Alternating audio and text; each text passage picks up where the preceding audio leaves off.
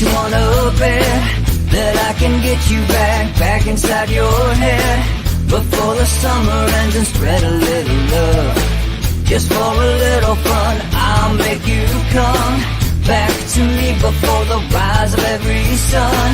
Baby, it's meant to be, I know you got a man, but he don't understand. You're gonna be a heartbreaker, you're such a love taker. So just suck me in and you can toss me like a cigarette, 'cause I just wanna be a bad habit, yeah.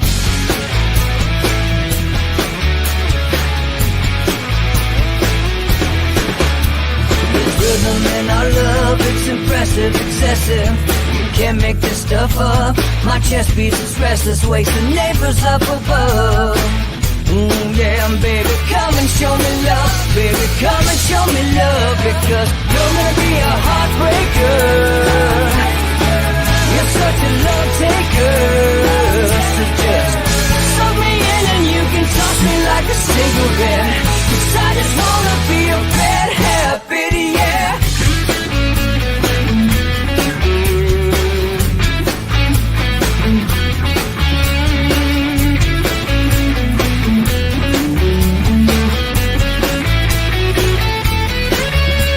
We can get on a plane and take a one-way ride, steal us away to find a place we can hide. It wouldn't take much to spear for a night, just to give into the need and leave it all behind. 'Cause I know that you know that I know that you want me. You told me, now show me, come blow me away. 'Cause I know that you know that I know that you want me. You told me, now show me, come blow me away. You're gonna be a heartbreaker. You're such a love taker.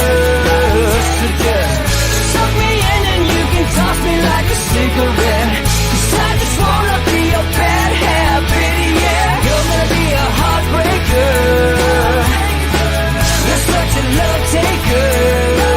So just suck me in and you can toss me like a cigarette, 'cause I just wanna be a bad habit, yeah.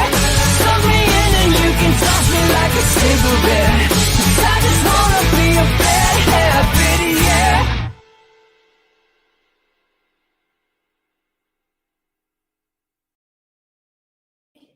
Good morning, folks. September 10th. You're watching Inside the Numbers with the People's Pundit. Follow me on Twitter at People's_Pundit right there. All right.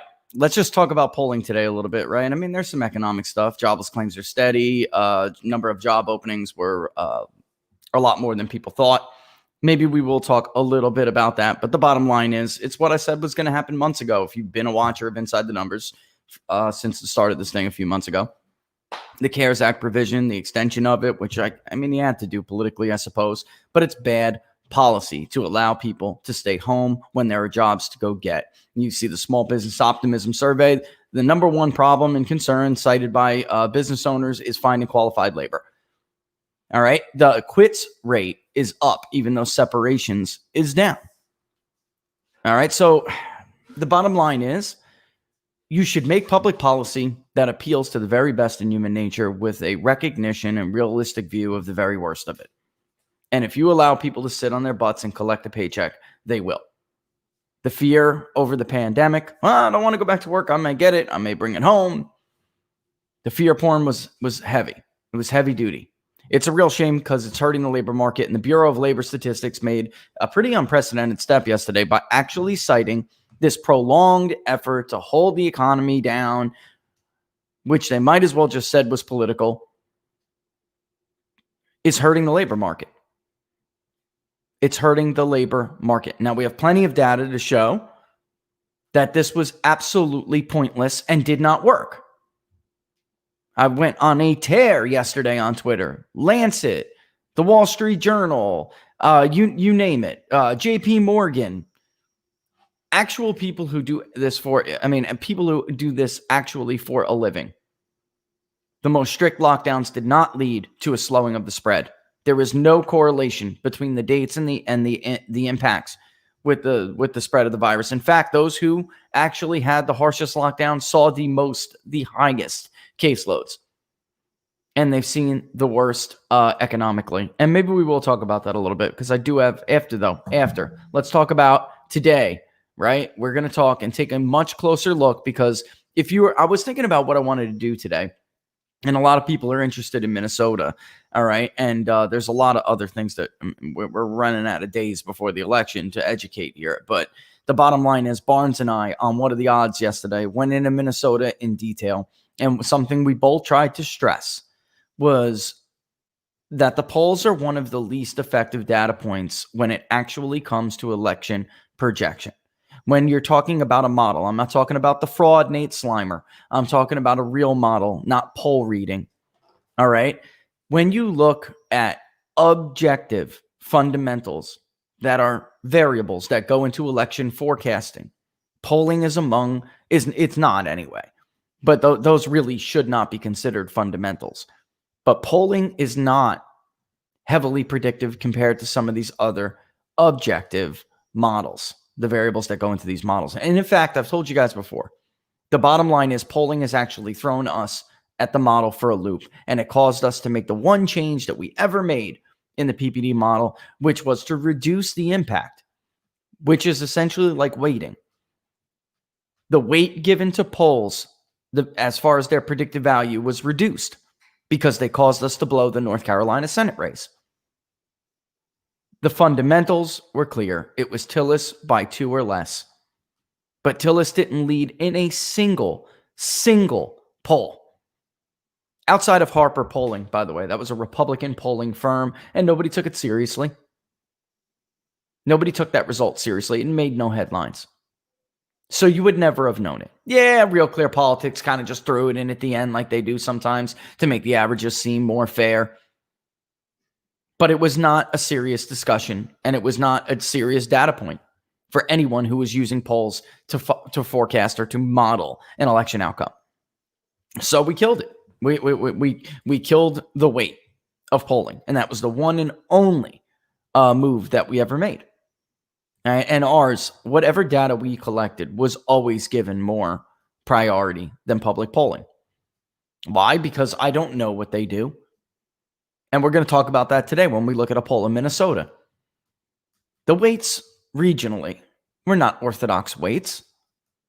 So when you talk about geography, well, this is South Minnesota. This is Northeast Minnesota. This is West Minnesota. Where did you stop on the state when you said the South? Because I strongly suspect that is the issue there. Because I'll tell you right now, we are not finding that in the South, in Minnesota. And it looks like what we talked about on What Are the Odds yesterday with Minnesota. Look, for those of you who don't know, Republicans had a bad election in 2018 in the U.S. House, but they did nationwide flip 3 districts from Democrat to Republican. You didn't hear about them, but they did. One was in the state of Pennsylvania. Happens to be a very important area when it comes to this presidential election. The other 2 were in Minnesota. And one specifically was a congressional district that carves out what you could consider part of the South. That area, and we're going to talk specifically about one county, that area Hillary Clinton in that county carried. She barely carried it. And we're talking about Olmsted. But in the 2018 election, it continued to shift to Republicans. All right. So, and that was in an election that was a D+8 national mood. So we do not expect a D+8 national mood in the 2016 presidential election, at least not right now. Upwards maybe of D+4. But, that's where we're at right now with a disproportionate performance, a disproportionately strong performance for Trumpism, I would say. I wouldn't even say Republicanism because Republicanism is almost dead. There is no Republican Party anymore. I mean, there is Trump's Republican Party. But that's, I would say, in the Rust Belt and in Florida, which I will not continue to do. All right. Florida is going to go to Donald Trump unless he has a very bad election. We're going to talk again, and I'm going to stress this for the next 50 plus days. Fundamentals matter. Look at the state of Ohio in 2016 and 2018. Emerson was the closest, and I was talking to Spencer during that. And he's like, I don't understand. I got Trump up by a couple of points. What do you got? What are you doing? Got Trump up by like 5 points. Everybody else, including, look, the gold standards, right? Suffolk, tied. Monmouth had Hillary leading until they gave him a slight edge, gave him a slight path in Ohio. This is absolutely ludicrous that we don't go back and talk about this. Polling in Ohio sucked in 2016. It sucked even more in 2018. The gold standards were the worst. Quinnipiac, Suffolk, Marist. They were the worst. Emerson, who was very upset with the Slimers pollster rating for him, very upset, was the closest. He was the only one who didn't herd.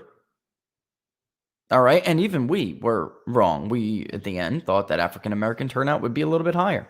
So we had Trump consistently up by 5 to 8 points in Ohio. And at the final, it was Trump +3 because we thought that Cuyahoga County would come out more for her. And the southeastern part of the state. When those Democrats were giving us crossover votes like that, I just, frankly, it's not that I didn't believe it. I just thought that they were overrepresented in the electorate. And that was, giving us the Trump +6s and +8s and what. But that wasn't true. He just won them. He did. Right? So, but you would never know that from today. And in 2018, it was even worse. Minnesota, we have been arguing, was a battleground state for many years. For many, many, many years. Way before anybody talked about Minnesota being a battleground state. These people are going to turn me in because I'm so sick of these attacks. I'm just turning into such a cynic, and I'm gonna and if they want an ass, they're gonna get one. You know what I'm saying? Like so much for professionalism, because as Laura knows, I am not as nice as I may look on the podcast. Sometimes I wish I was raised in a working class area. It was a hard life. My dad was a good dad. But I had to fight to survive in every aspect of life. But as you get higher up on the ladder, folks, it really is true that it's just they're the slimier. The higher the ladder, the slimier it gets. And sometimes when you get to that point, you're like, you know what? I wish Bad Rich would come and set these people straight. Set them straight, because that's a big problem that these people have. They think they can slime people and insult people without getting, without any consequences, because it's a totally different world. But you know what? I'm going to move on. All right. Well, it's not that. They just mistaken kindness. That's right. They mistake kindness for other things like weakness and etc. Right. So anyway, I'm going to take these little shots. While Nate the Slimer didn't think Minnesota was going to be close at all. And even look, that same goes for Republicans, because they're too stupid to believe others who are more, thoughtful and smarter than the losers that they worship at the altar of in big media, because Republicans are cowards, right? So Democrats are rabid ideologues, right? And they're crazy, but Republicans are cowards. So it's like, I don't know which ones are worse, really. Frankly, I don't know. So Republicans have been told by people like me for years, Minnesota was a much more fruitful target, especially with the correct candidate. Michigan and Pennsylvania, they always looked at and thought, well, remember the Reagan Democrats? Maybe, I don't know what on earth would make them think that they could even appeal to those Reagan Democrats. Those Reagan Democrats were working class Democrats. They had nothing in common with Mitt Willard Romney. I mean, are you kidding? But this is how dumb and foolish Republicans are. And so he made a play at that. Why? Because his daddy was the governor. You thought those people were going to care about you, Willard? Because your daddy was the governor 40, 50 years ago? You tool. That is the stupidest thing I've ever heard in my life. But only a Mitt Willard Romney and people with those kind of names would be that dumb to believe that. And in Pennsylvania, he was going to tighten it, because there was just something going on there, which was that people who gave Barack Obama a chance were not typical Democrat voters or Democrat-leaning voters. people who gave Barack Obama a chance, once he went hard left, they lost him forever. He lost them forever. But he made and his team made a conscious decision to do that, because in truth, most of them were white. And Democrats, that's why they were so shocked with Trump's win, because Democrats were convinced, they had convinced themselves that it was mathematically impossible for a Republican to overtake the doomed by demographics theory, demographics or destiny theory. They never thought it would happen. And in fact, they traded white people. Now they're pandering them to them again, because they realized that their math was incorrect and Donald Trump changed the map on them. Instead of being like Mitt Romney and fighting within the boundaries that the construct created, and by that I mean the Electoral College that was always the old Electoral College, the conventional Electoral College, Donald Trump just decided, I don't like this map, I'm going to change it. We're going to fight on my turf, on my terms. And that's what he did. And it was the smarter play, because as Barnes and I repeated incessantly yesterday, those white voters were not people you could not persuade. They just weren't people who liked Mitt Romney and his friends like Paul Ryan, who couldn't even carry Kenosha County for Mitt Romney. It was disgusting. I mean, a pathetic performance. But we laughed the entire night because they actually thought they had a chance. And we were waiting for the results to come in with eating grins, so we could watch them go down. And in fact, they took the wrong lesson, folks. And this is the point of me going on this tear, because it's been this long since they have been ignoring that Minnesota and those areas were richer targets. It's been this long. And instead of them coming to their damn senses, they put that autopsy out. And their mid to long-term goals now have been achieved by Donald Trump. So we need to appeal to more Hispanic voters. We need to appeal to more minorities. We need to get out of the mired single digits, or the single digits were mired in among black voters. Well, Donald Trump is doing that. He is going to win 12% roughly. He is not, it'll be a modest increase. We're not talking about some of these ludicrous other polls, that I'm seeing, Marist themselves, 30%, he's not going to win that as a vote share, folks. I just don't buy that. But he is going to modestly increase his black vote to the mid to long-term goals that the Republican Party of yesteryear, the grand old party, used to set for themselves. He is going to win more of the Hispanic vote. Why? Because working class messages, they bleed over racial lines and demographic groups. Black people work too. Hispanics work too. And it has been this long since I have said the right Republican candidate could take the state of Minnesota. And it was mocked, right? It was mocked. How many laughs and ridiculous email responses telling me I'm an idiot and an amateur, right? Right? From the people you would know, the town hall people, the super smart people. The truth is, they're stupid.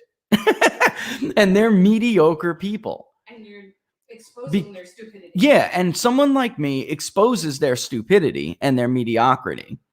All right, they didn't get to where they were because of merit. They got to where they were because of, it's not who you know. I mean, it's not what you know, but who you know.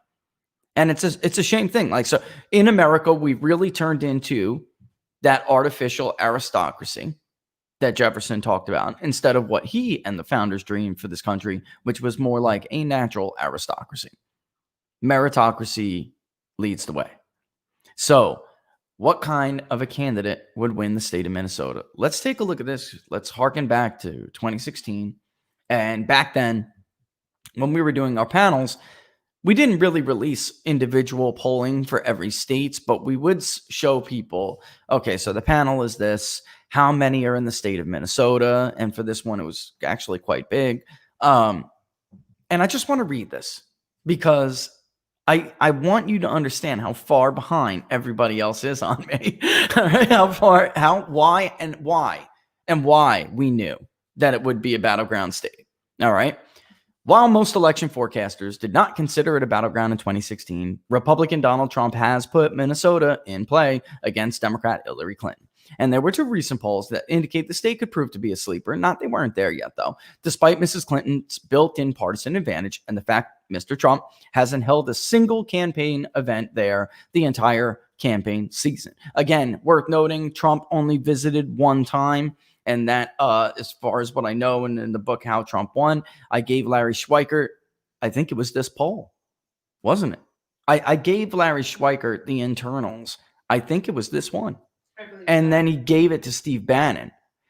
And that's why they went to the airport in Minnesota. All right. If he would have continued to visit the state, it would have gone. I'm telling you. And he spent no money there.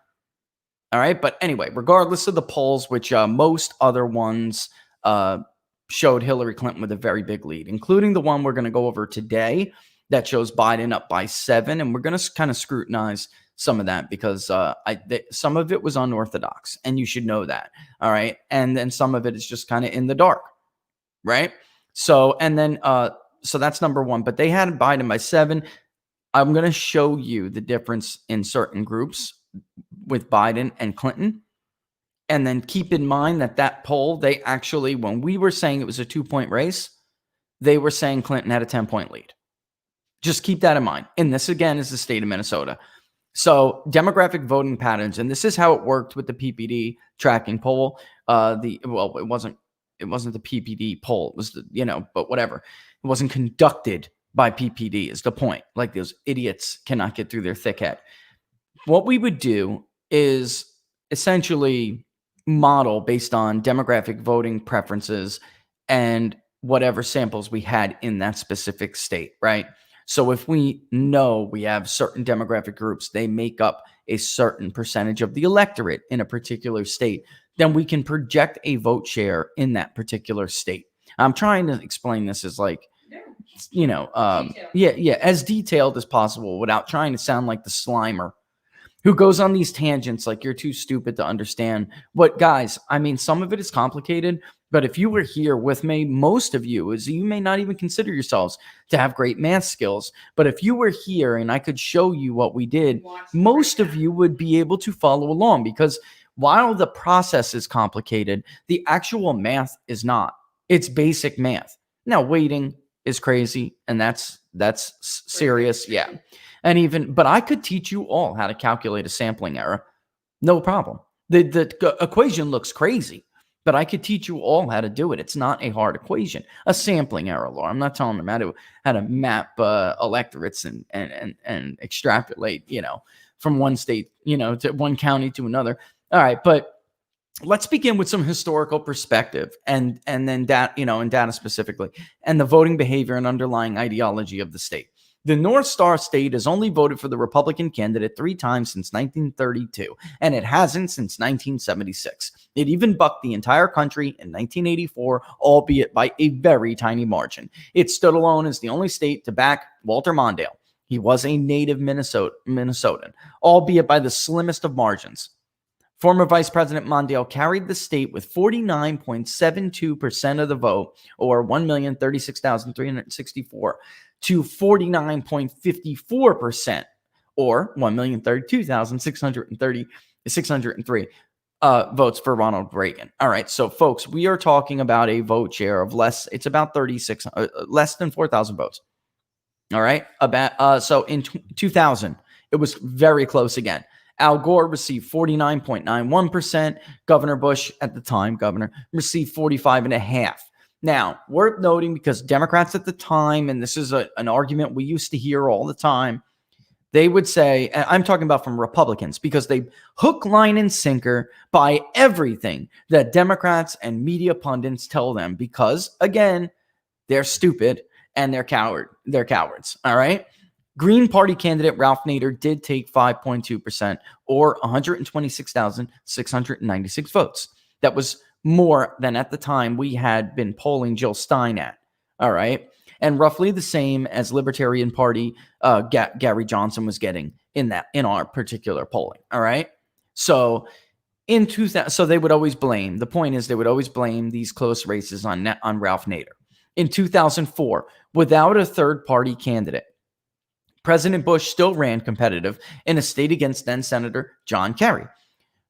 He took 47.6% of the vote to Kerry's 41.1, rounded up to 1/10, 1/10 instead of 2.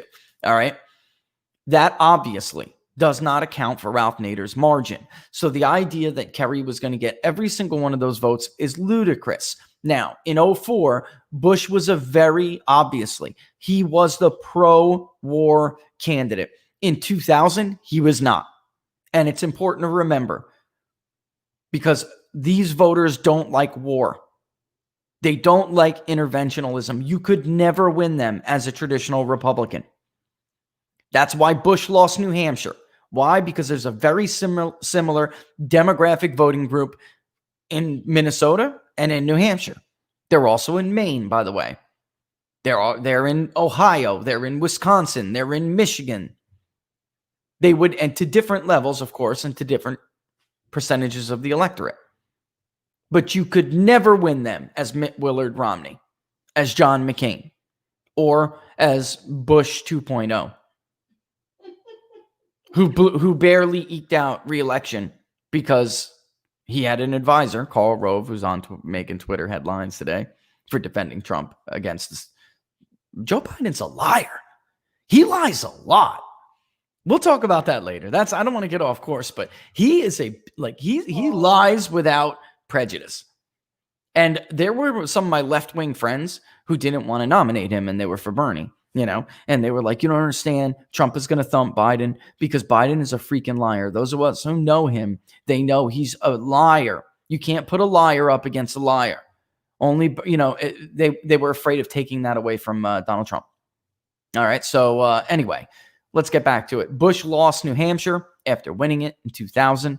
We're not talking about huge demographic changes there. Of course, we did see some Bostonites and people from Massachusetts moving into New Hampshire at that time, but that's not what happened. Bush lost New Hampshire, and the margin got bigger in Minnesota because he was pro-war. Only President Obama blew out his Republican rival. He creamed John McCain in Minnesota, 54% to 43.8, 54.1 to 43.8. That was almost 1.3 million votes. In 2012, it was a slightly smaller margin against Mitt Willard Romney. All right, but he still crushed Willard. All right, 52.7, if we round up again, to 45, just under 45. All right, and that was a difference of to I don't know, some ridiculous amount. Like I said, McCain got less than 1.3 million votes.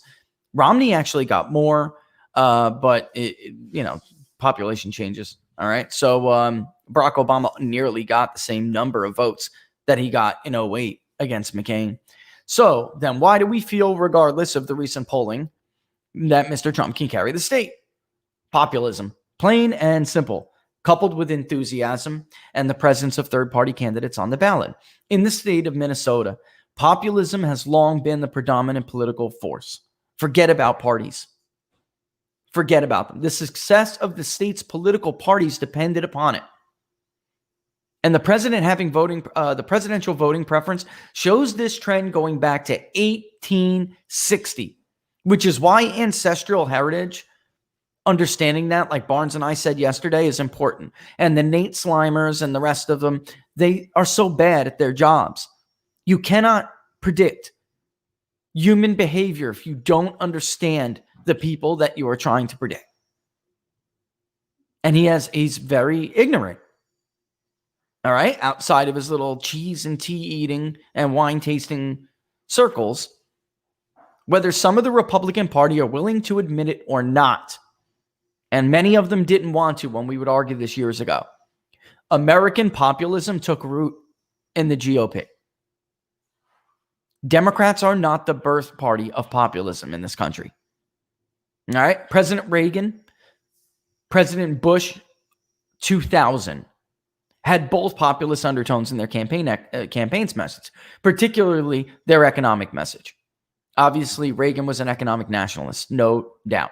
But Bush ran around in 2000 saying what? We can't be the world's police force. We can't be everybody's shoulder to cry on. We can't afford to take care of everybody. We can't afford endless wars. Back then, Gore wanted to bomb Iraq. He was the vice president who served under administration that did bomb Iraq to get the attention off of Monica Lewinsky and the cigar and the stained dress. All right. Populism is at the heart of Trump's message, folks, obviously. And it's an anti-establishment message. And then now we're talking about in the enthusiasm gap on top of that. Why does that matter? And he's going to have it again this time. We were looking at Clinton's very depressed voting support. It is worse for Joe Biden. Now, there's a hatred for Donald Trump there that was not there for Joe Biden, for him in 2016. There was, but not to this level. So maybe that'll help Biden with the enthusiasm. Nobody wants to vote for Joe Biden in this country. His extremely enthusiastic support is the lowest I've ever seen. The lowest I've ever polled, although I haven't been around for long, as long as some of these other polling companies, multi-decades. But we have never polled somebody with enthusiasm this low. He's way below Romney. He's below Clinton, who was the only one to be below Romney. All right. And what does it matter in this state? Because this state consistently boasts higher voter turnout than the national average. Often, they are either 1 or 2. It's also known for its more than average politically active citizenry, and the strength of political movements could be exacerbated by it. Now, getting into it, there was a Gravis poll, which I wanted to cite in this. Yeah. That was a 2-point lead, but everyone dismissed Doug, and they mocked him over it. Survey USA. Oh, okay. So I was wrong. The final one was Clinton plus 10. But at this time, 6 points, right around what they have for Biden right now. Okay. And here is, I just wanted to get into this so you guys could see it. The population by race and ethnic group. All right. Let me bring that. I mean, really, you can't see, but you can see how it has changed over the years. This state would have gone for George W. Bush in 2000 if it was the same state that barely voted for Walter Mondale. All right. It would have gone for Donald Trump easily, actually, if it was the same state under George W. Bush. So the more they keep making inroads, Republicans, with these voters, the more Democrats keep flooding the place with different demographics that are more for them. And this is important to understand. Democrats didn't change hearts and minds since they got killed in the 1980s. Bill Clinton is the only one who had significant crossover appeal to middle America, even though he never won a majority. They just changed Americans. Okay? Always keep that in mind. And like we have gone over with the suburban vote, the suburban vote is not, it doesn't even look the same as it did 4 years ago, let alone 8 years ago or 12 years ago. So just remember that big media, their narratives are always simpleton narratives. And a simpleton is a simple-minded person. They're doing that to make an easier, 2 reasons. To tell the story easier that they want to tell. And then the second reason is because they are simpletons themselves. All right. Anyway, we agreed with the argument at the time, but 771 likely voters from 21 to 23, from the September 21st to September 23rd. We had it 44 for Clinton, 42 for Trump.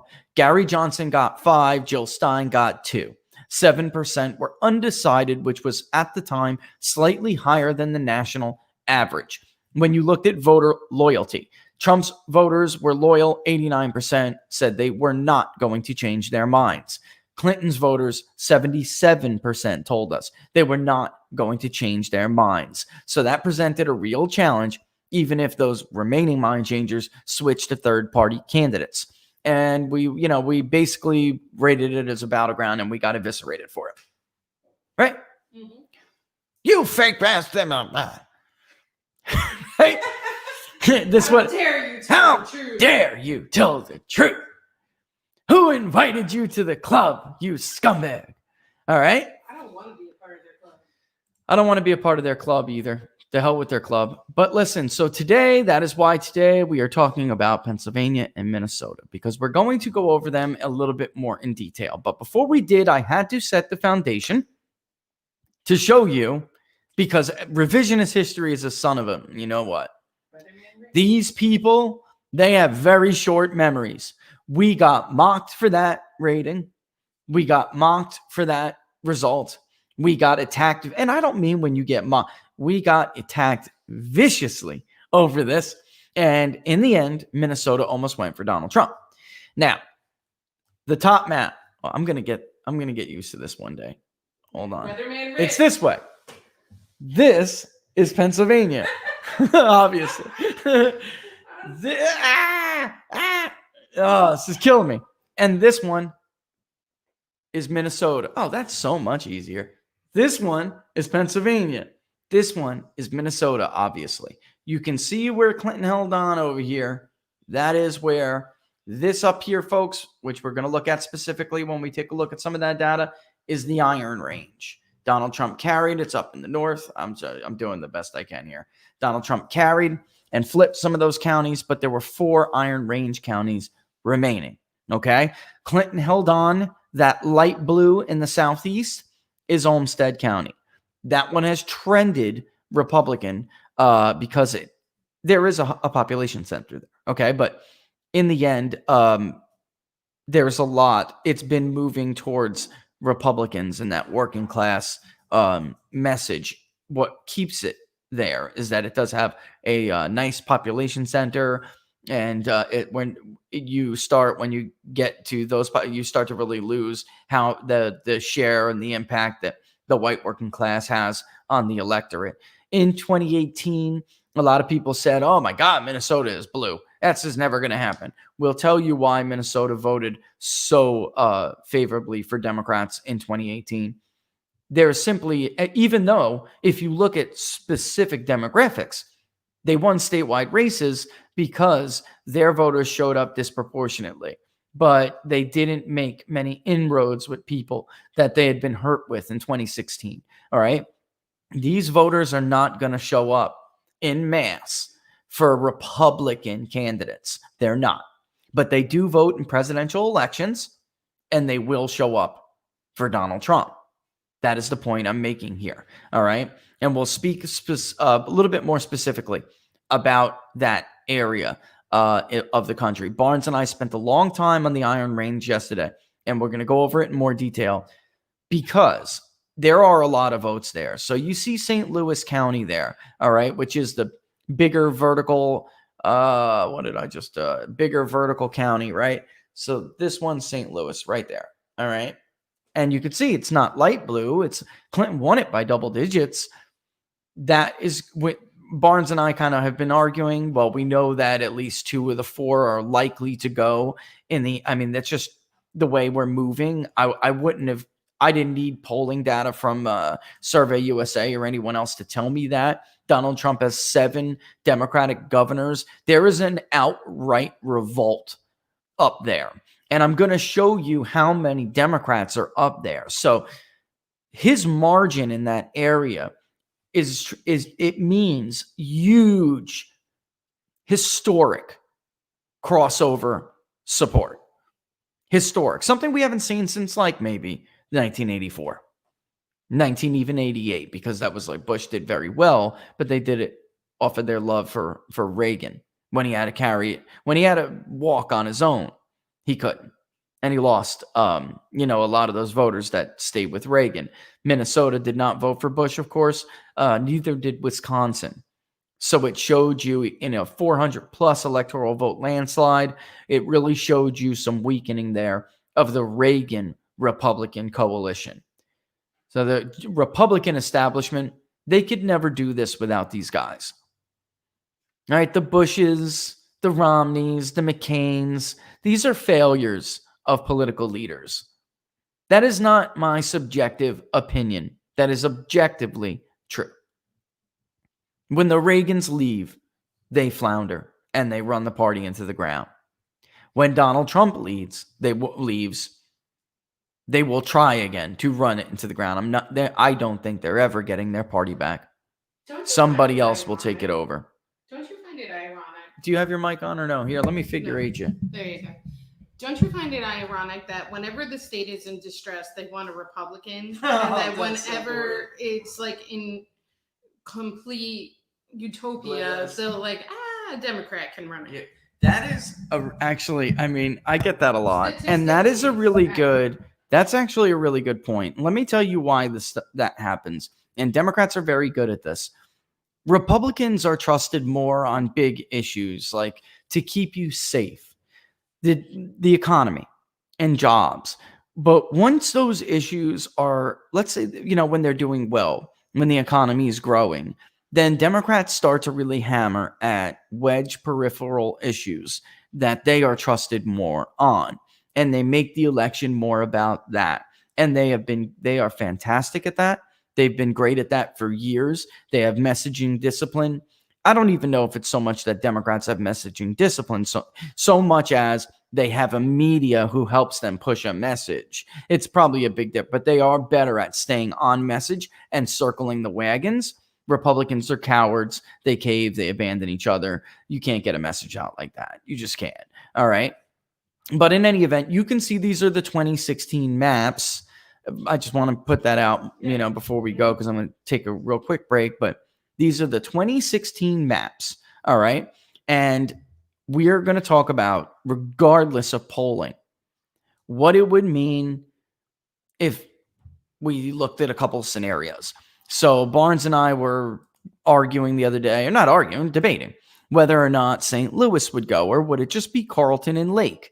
You can see how close Carleton and Lake were. Carleton and Lake being the counties to the east, that's Lake to the east of St. Louis, and Carleton be the county to the south of St. Louis, or Louis. Sorry, guys. I know you're like, I don't have Minnesota roots at all, so don't get mad at me if I do not say it like you guys. Cook, which is the most northeastern county in the state of Minnesota. That would be the hardest to flip. And the reason why is they have less voters, and less persuadable ones. There are not that many voters there, and they have a deeper connection to the Nationals and to their ancestral Democratic roots. But there is an outward revolt. And by the way, after looking at some of the data yesterday, I bet if we had Robert on right now, he would say that it is possible Cook could go with those counties. It is. He could take all four. That whole northeastern region could be red. Right? So what Biden would need to do is outperform Hillary in the Twin Cities and hold Olmsted County. There are some western and southern counties that where you can see right there, light red, that maybe Biden could outperform in. And that is the question with that latest poll that came out. First of all, they failed to miss that map in 2016. So I'm not sure how much we can take their word for it with how people are planning to vote in the south of Minnesota. That's number one. We simply are not finding that. So I don't know if they were wrong last time. I don't know how much we could take their word this time, right? I mean, it's just, look, past this prologue. I'm not trying to be an ass here, but I am a little bit, because you guys turned me into an ass. You made me this, all right? So what I'm saying is I don't believe it. And I also I'm highly suspect of what they meant by the South. And because they don't follow the transparency initiative like we do, even though we get tarred and smeared, they don't follow the transparency initiative checklist. So when I'm saying Northeast, I'm going to say the Northeast are these counties. The South are these counties. And I strongly, strongly suspect that they stuffed a couple of those pro-Biden, Democrat resistant. And what I mean by that entire area is trending to the right. So if you kept, for instance, we all know where the Twin Cities are, right? Hennepin, Ramsey, very blue. But is Dakota and Washington part of the South? Is that what you meant by the South? And then how much did you weigh Dakota and Washington? Are you trying to argue that Olmsted is going to stay blue? I mean, really, if they would have followed the checklist, we'd know that. But because they don't, or even they don't have, screw the checklist, just say it. But they didn't. So we don't know. And we are forced to just kind of guess. All we could do is look back on what they did in 2016. And in 2016, when it was a 2-point race, they had it a 7-point race. By the time the race was, people were ready to vote, that it was time that they had it a 10-point race. So, I'm very skeptical. And let's take a look at some of them. Let's take a look at some of those numbers. So I already showed you that. So let's look at the actual, poll itself. All right. And you know what? I don't even want to give them kind of any credence, but it is what it is. So in the iron range, Trump is up some ridiculous margin, 61-27. All right. In 2016, Donald Trump did carry the northeastern part of the state. Okay. As you could see, though, it's still the northern part of the state. It's still held in the Northeast, but he only carried it 56-37. So Trump is just, if he's winning the Northeast by a larger margin than he won the entire North, you understand what I'm saying? 56-37 for the North in 2016. Yet he still couldn't flip 4 counties in the Northeast. They're saying in the Northeast, he's at 61. That would suggest that the other more Republican-leaning Iron Range areas are going to go more for him. It would strain credulity to try to argue that those redder trending areas are going to somehow be less red. In the Twin Cities, Hillary Clinton carried the Twin Cities 64-28. All right. In this poll, gather it up. There it is. In this poll, Biden leads Trump in the Twin Cities 55-34. And by the way, in our national polling too, and some of our regional, Trump is doing better in urban areas. We're not the only ones to find it. But in the Twin Cities, in this poll, Biden's lead is 55-34. Hillary barely held on when she led in the Twin Cities 64-28. That is a much narrower lead, and that is where all their votes are. So if he's going to kill it in the Iron Range, and if he's going to take, and by the way, guys, that kind of a swing in the Iron Range, he could, if it really is, in northeastern Minnesota, if it's really 61-27, then Joe Biden can kiss St. Louis, Lake, and Carlton goodbye. Cook may go with that kind of a margin. It actually may. I didn't expect it to be that high, but I'm just going by what they're saying. Cook would absolutely, Cook again is that one right in the end, right over there. Let's pull up the voter file and show you why this is so significant. I'm having a coronary showing it to you, okay? I'm going to show them where the votes are in this state. You can't be Joe Biden and not do better in the Twin Cities. You just can't. All right? I'm going to remove so it gets pops me down a little bit. Here is the state of Minnesota. Let me get this out of the way so I can move it around a little bit and you guys can see it a little bit better. All right? There's Cook. Not many votes. This is a, like I said, more Democratic loyal area and a less populated one. So in my opinion, Cook would be the hardest to flip. But if he's winning 61-27 in the northeastern part of the state, Biden can definitely kiss Carlton, which almost went last time. He could kiss that goodbye. Look at how many blue votes are there. All right. There are more Republican votes in Carlton, though, than some of these other ones. So it may, or proportionately, let me put it that way, proportionately.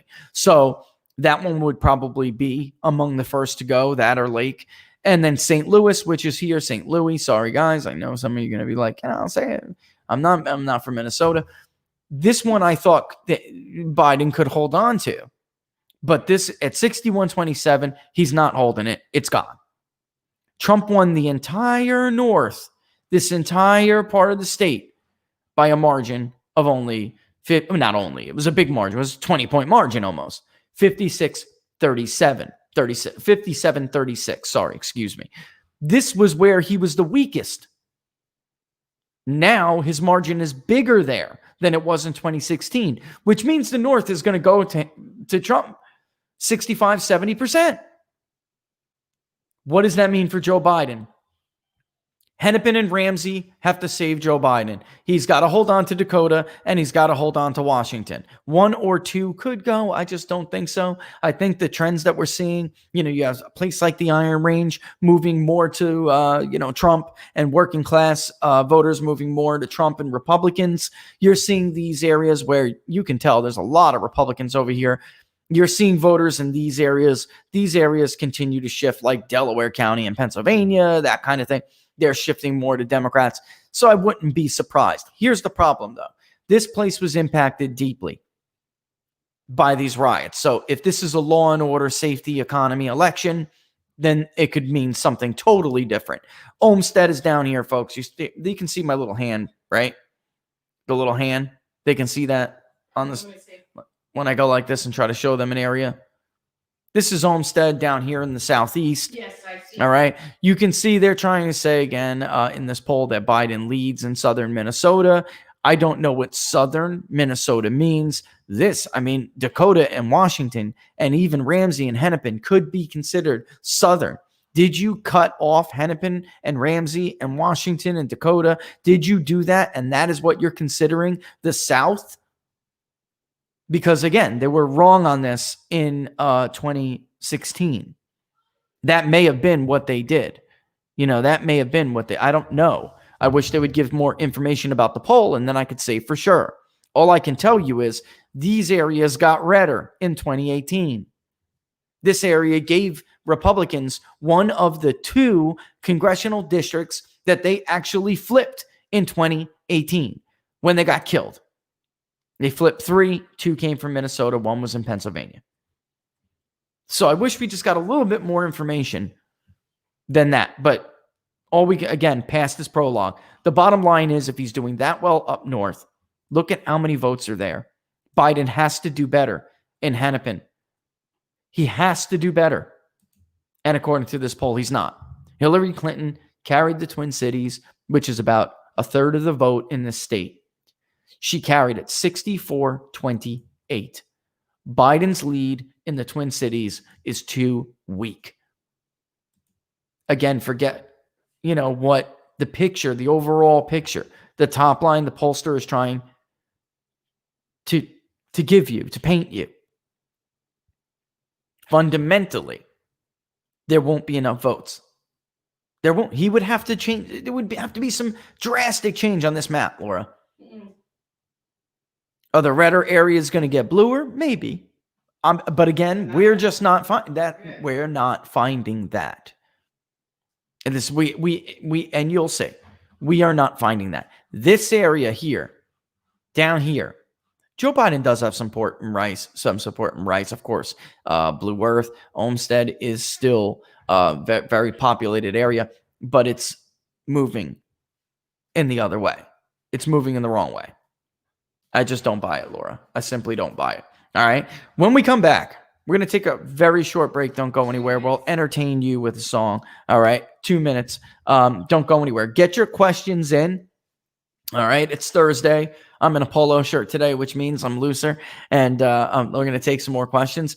Get your questions in about Minnesota, and then we'll move on specifics, and we'll bust up the map for Pennsylvania. And I'll show you again what I'm trying to tell you here. The crossover vote is historic. Would be historic numbers. And it's a big deal. It's a very big deal. All right. So this is why again, I could absolutely see a scenario in which Trump loses almost every one of his pickups from 2016. Yet he scrapes on by with Minnesota and New Hampshire, because the vote swings among these groups is much bigger than the vote swings among the groups that you hear about in the media. There are more working class people than post-grad women who live in the suburbs. All right. Minnesota is not like Pennsylvania, where you can get Secretary of State registration data like that. But we'll move on to Pennsylvania. We'll look at a similar group. And by the way, 250,000 working class men alone. We verified it. 250,000. The campaign said they couldn't get out in 2018, but they're stoked and will vote for Trump. I didn't believe it. That absolutely is true. That area alone could swing the iron range by a point, like by a margin that big. And that would be a catastrophe for Joe Biden if he's not carrying a bigger percentage of the Twin Cities. All right. He comes in at 58 in the Twin Cities, and Donald Trump is in the mid 30s. Good luck. Which poll were you referring to? Knock yourself out with your your glorified poll reading forecasts. Survey USA.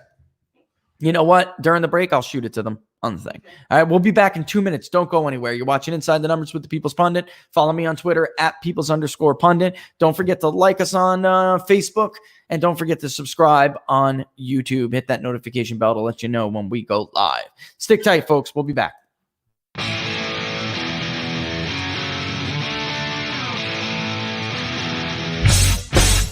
How much you wanna bet that I can get you back inside your head before the summer ends and spread a little love. Just for a little fun, I'll make you come back to me before the rise of every sun. Baby, it's meant to be. I know you got a man, but he don't understand. You're gonna be a heartbreaker. You're such a love taker. So just suck me in and you can toss me like a cigarette. 'Cause I just wanna be a bad habit, yeah.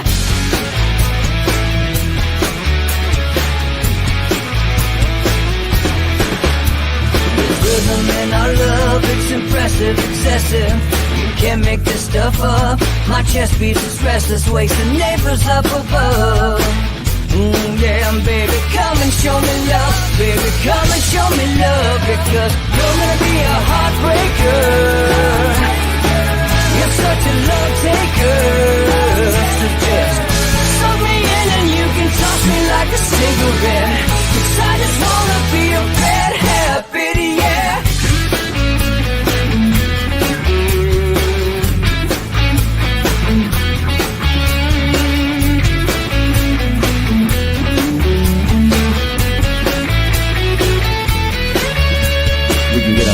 Take a one-way ride, steal us away to find a place we can hide. It wouldn't take much to spear for a night, just to give in to the need and leave it all behind. 'Cause I know that you know that I know that you want me. You told me, now show me, come blow me away. 'Cause I know that you know that I know that you want me. You told me, now show me, come blow me away. You're gonna be a heartbreaker. You're such a love taker.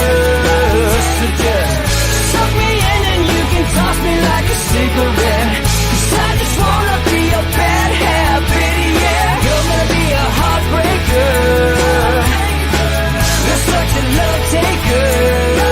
So just suck me in and you can toss me like a cigarette. 'Cause I just wanna be a bad habit, yeah.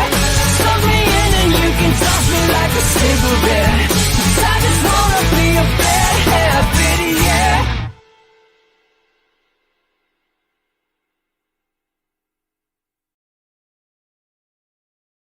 All right, and we're back. Thanks for watching Inside the Numbers with the People's Pundit. Follow me on Twitter at @peoples_pundit right there. All right, so we're looking at Minnesota right before we went to the break. We're looking at Minnesota and we're talking about the shift in the Iron Range, okay?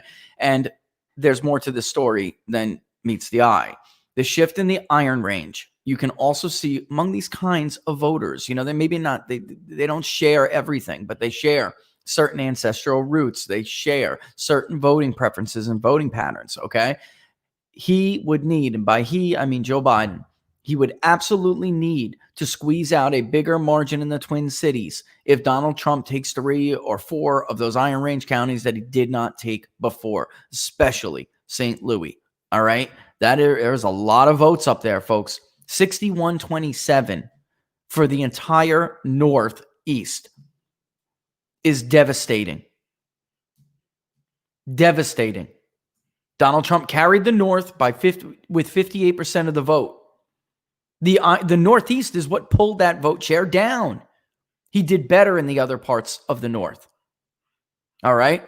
So and which have been and remained trending toward Trumplicanism. I can't say Republican because, I know that's, the way to say it, but these are not voters that will come out for Republicans. Again, 250,000 male working class voters alone that did not show up for Republican candidates. All right. It's Donald Trump's best group, folks. It's his best group. So 58-35 in the Twin Cities is not enough. The Survey USA poll has Trump down by 7 statewide. They had basically the mirror image of Clinton versus Trump at this time in 2016.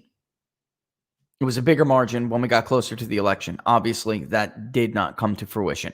And I want to point out, too, that when a pollster says that a candidate is at 50% or higher, and their margin of error or sampling error is 2%, 2.5%, whatever it may be, this poll's margin of sampling error is huge. It's big.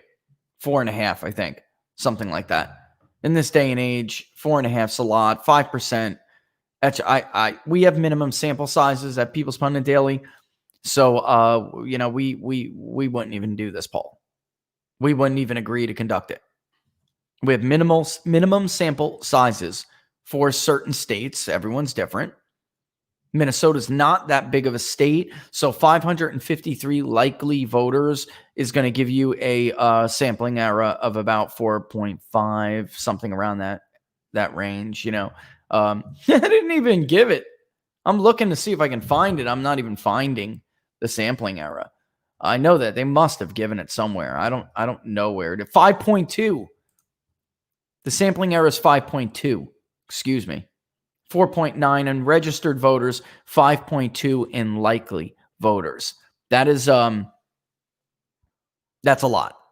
But when they're saying, like I pointed out with the polls in Florida and Ohio yesterday, when they are telling you a candidate is at 50% or more, their confidence level is 95%. We don't talk about this enough. When they get to 50% or more, what they're essentially telling you is, and the lead is outside the margin, that there is no chance, no statistical chance that the trailing candidate can make it up. That is what they're telling you. I'm talking about from a statistical point of view. Statistically speaking, there is no chance for a candidate who is trailing their opponent with their opponent at 50 or more outside the margin to win. So when we say they were wrong, they were really wrong. Hillary Clinton carried the state of Minnesota by 1.5 points. Donald Trump's inability to get over 47 in the Twin City suburbs is what cost him, but that was that election. He won the North 56-37. The Northeast drug him down. If he's winning the Northeast by more than 60% of the vote, 3 out of those counties, 2 for sure, you can kiss goodbye. 3, after doing a little bit of math last night, St. Louis would probably go 2. All right. The last one, all the way up here to the Northeast, Cook. There's not that many votes there, but that one, could hold. But the other 3 here, and here are gone. So that would mean he would need to widen out Hillary Clinton's edge in Hennepin and in Ramsey. All right. And they're saying that's not going to happen. And that Donald Trump's just doing worse in the West and the South. We are not able to confirm that. And I mean, really, that was where he was. We had a difficult time reaching people in the Iron Range. So, a little bit later, but you could see here. All right. You can see Minnesota there. There was almost nothing in the Iron Range in that wave. It's a little bit, so this was more targeted still, it wasn't very successful. So we had to rely on regional polling. Now they're targeting regional polling. We cannot confirm that to be the case. The Biden support is very, very concentrated in and around the Twin Cities. All right. And he may do a little bit better than the Survey USA poll suggests, but we're just sticking with apples to apples here. All right. And then moving on, let's look at Pennsylvania, because the idea here is that we only ever hear about the suburbs, and one kind of voter that does not represent a very large share of the electorate. That's just true.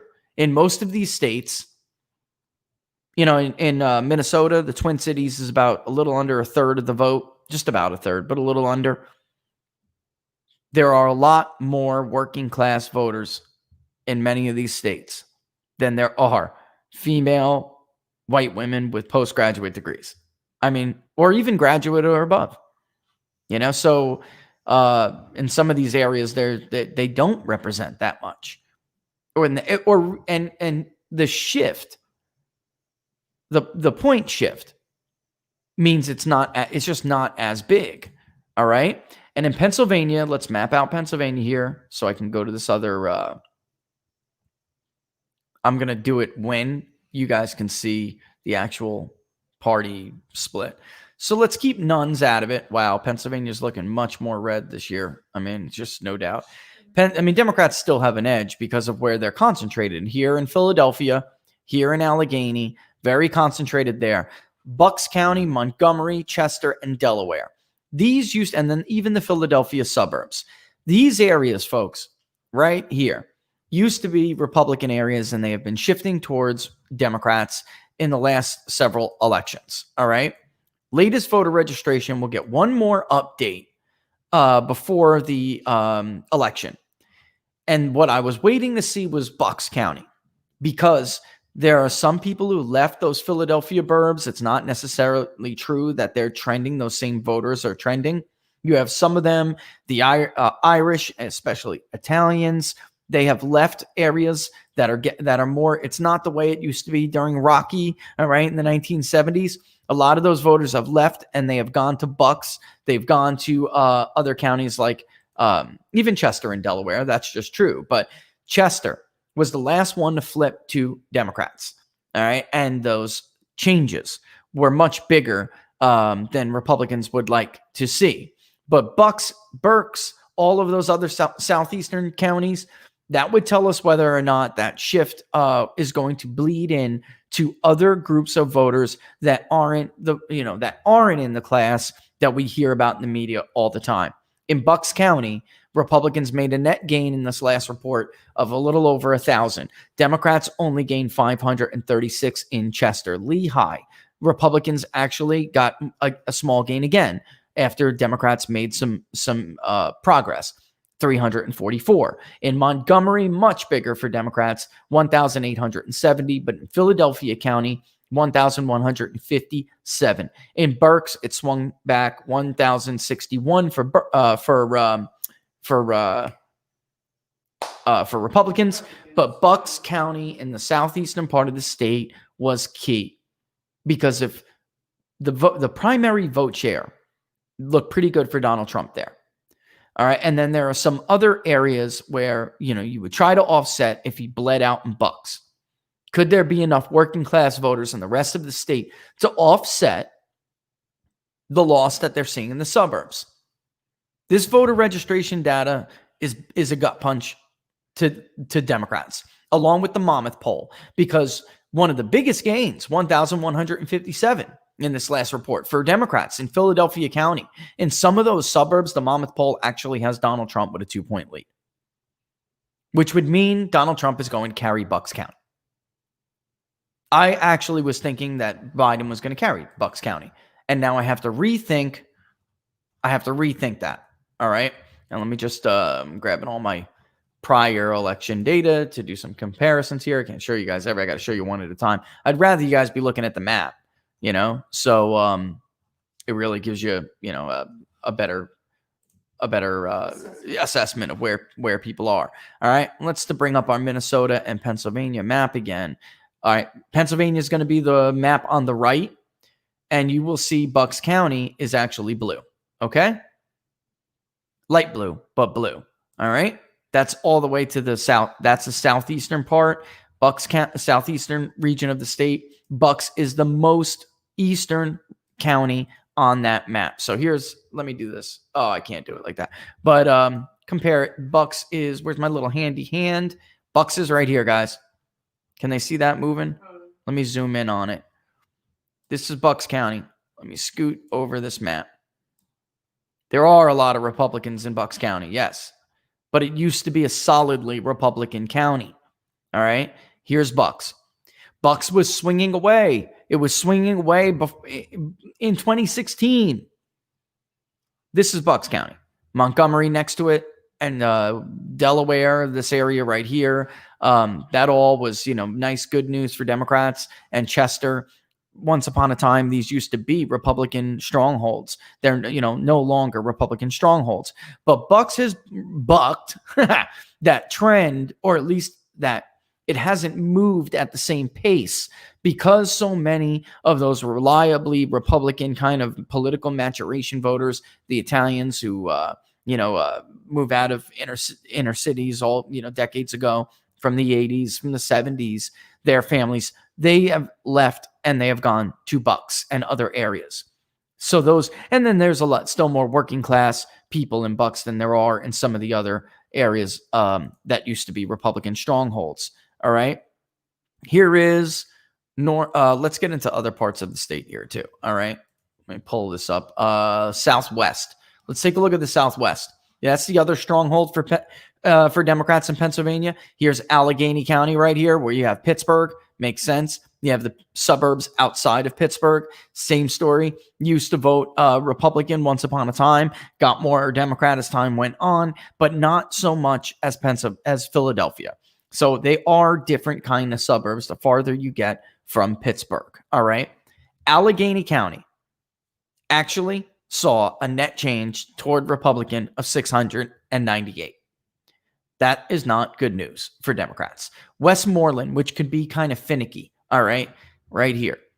They may not be it is a Republican stronghold, but you remember the Rick Saccone folks, the Saccone versus Connor Lamb race. Connor Lamb actually did fairly well in some of those areas. All right. It's still a Republican stronghold. Don't get me wrong.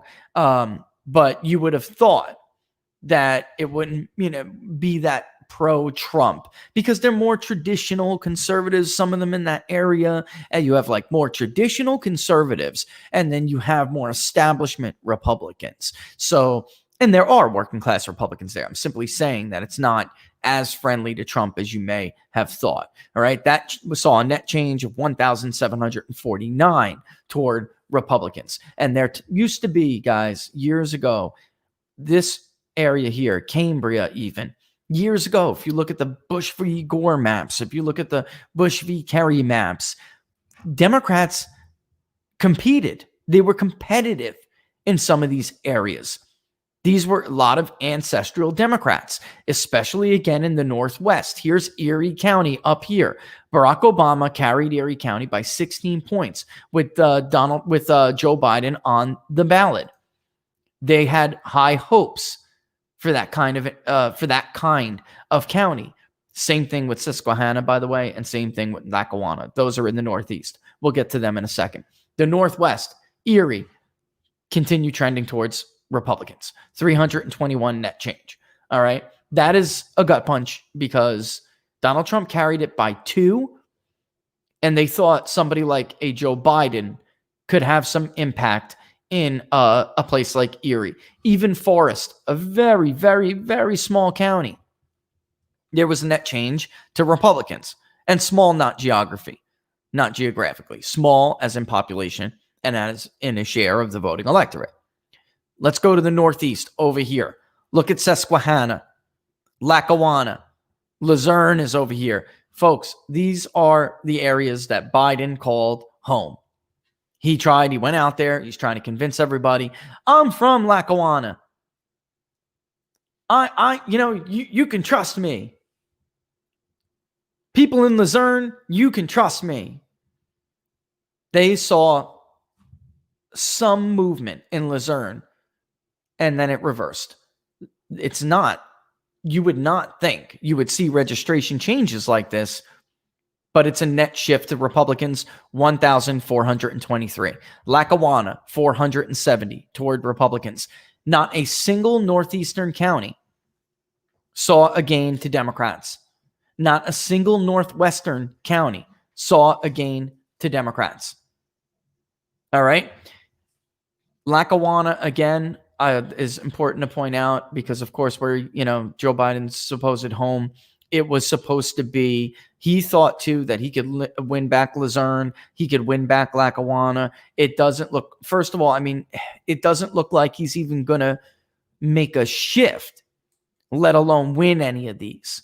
All right. They have just been bleeding Democrat registrations over the last 4 years. And that has resulted in a net loss. So even though in the Southeast, in Chester, in Montgomery, and once upon a time in Bucks, I think Bucks is a question now, but Delaware and Philadelphia, they were doing good. They were putting up big registration changes. It's not enough to offset all of these shifts, some of them extremely big shifts in the rest of the state. In central Pennsylvania, oh, look, tell me what the USA map with dots was. Okay, yeah, so those dots, let me tell somebody that. Let me answer that question. I'll go back to my train of thought. All right, so let's just look at this map, for instance, okay? Yes, this is where people were polled, all right? The lighter it is, each dot is not a single respondent. The lighter the color, the less or fewer responses were polled from that area, that geographic area. The darker the color, the more responses we got from that area. So you can see Miami-Dade, up the coast, those were much darker than, say, what we look like we got in Bay County, which is in the northwestern part of Florida, in the Panhandle. All right, obviously very concentrated in New York. And this is the point I've been trying to make for a couple of weeks now. Here's the first one, by the way. You can clearly see who is most willing to take these surveys. All right. Democratic voters are most willing to take these surveys. And people, it's more than Democratic, because here's an oversampling of independents and Republicans. Still, in some of these more urban areas, they are more likely to take these surveys than rural voters, than working class suburb voters. So I'm telling you, most other pollsters are not looking at that, guys. They are not looking at where they're getting these responses and saying, you know what? I think we didn't fill in the map enough. Let's go back out. They're just going to give you the suburb on that breakdown. They're not reaching every kind of suburb. And it's not a secret. I'm not saying anything that is like a criticism. They know this is true. They're just not telling you about it. Every vendor we work with knows it's true. Everyone does. The participation rates among Democratic-leaning voters in Democratic areas is getting significantly higher than the participation rates for Republican-leaning voters, especially Trump-leaning voters. That is a reality. That's true. And everybody knows it. They're just not telling you. It is not uncommon for us to get a raw data, gender, for instance. So one of the most basic demographics. Most states are 52, 53% female, some of them 54, not Wisconsin, even though the voter file is essentially 53-47. Men vote in Wisconsin at higher rates, yet they take polls at abysmal rates. And it is not uncommon for us to get a 60-40 split in raw data and then have to make sure we sample enough men so that when we add weighting variables, we apply the weighting variables. It's not, it's representative. But this election cycle, it started at like 65-35. And we just were talking with a caddy, which is the call centers. It's 70-30 with their live caller. 70-30 female. That would mean you need to sample a lot more than you typically sample so that when you wait, you are not extrapolating.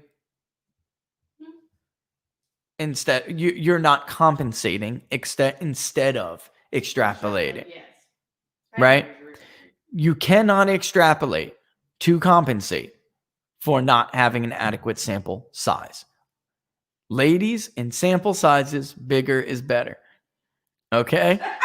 You went there. I did. When it comes to sample sizes, bigger is better.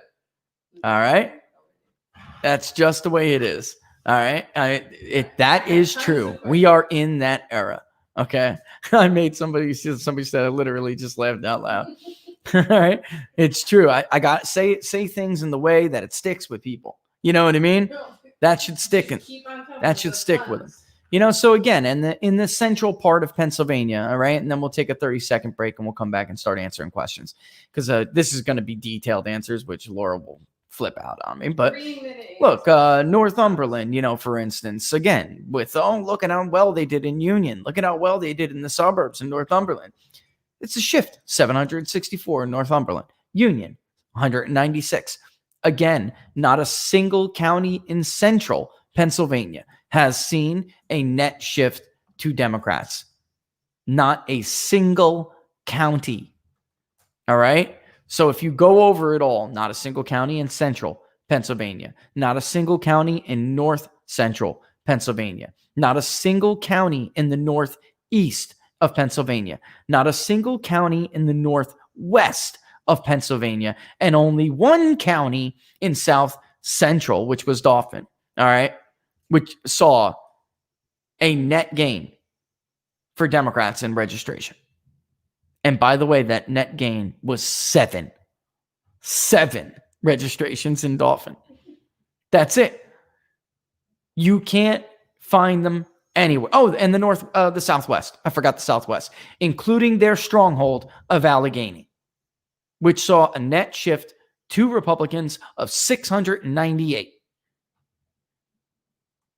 Southeast, they did in Chester, 536.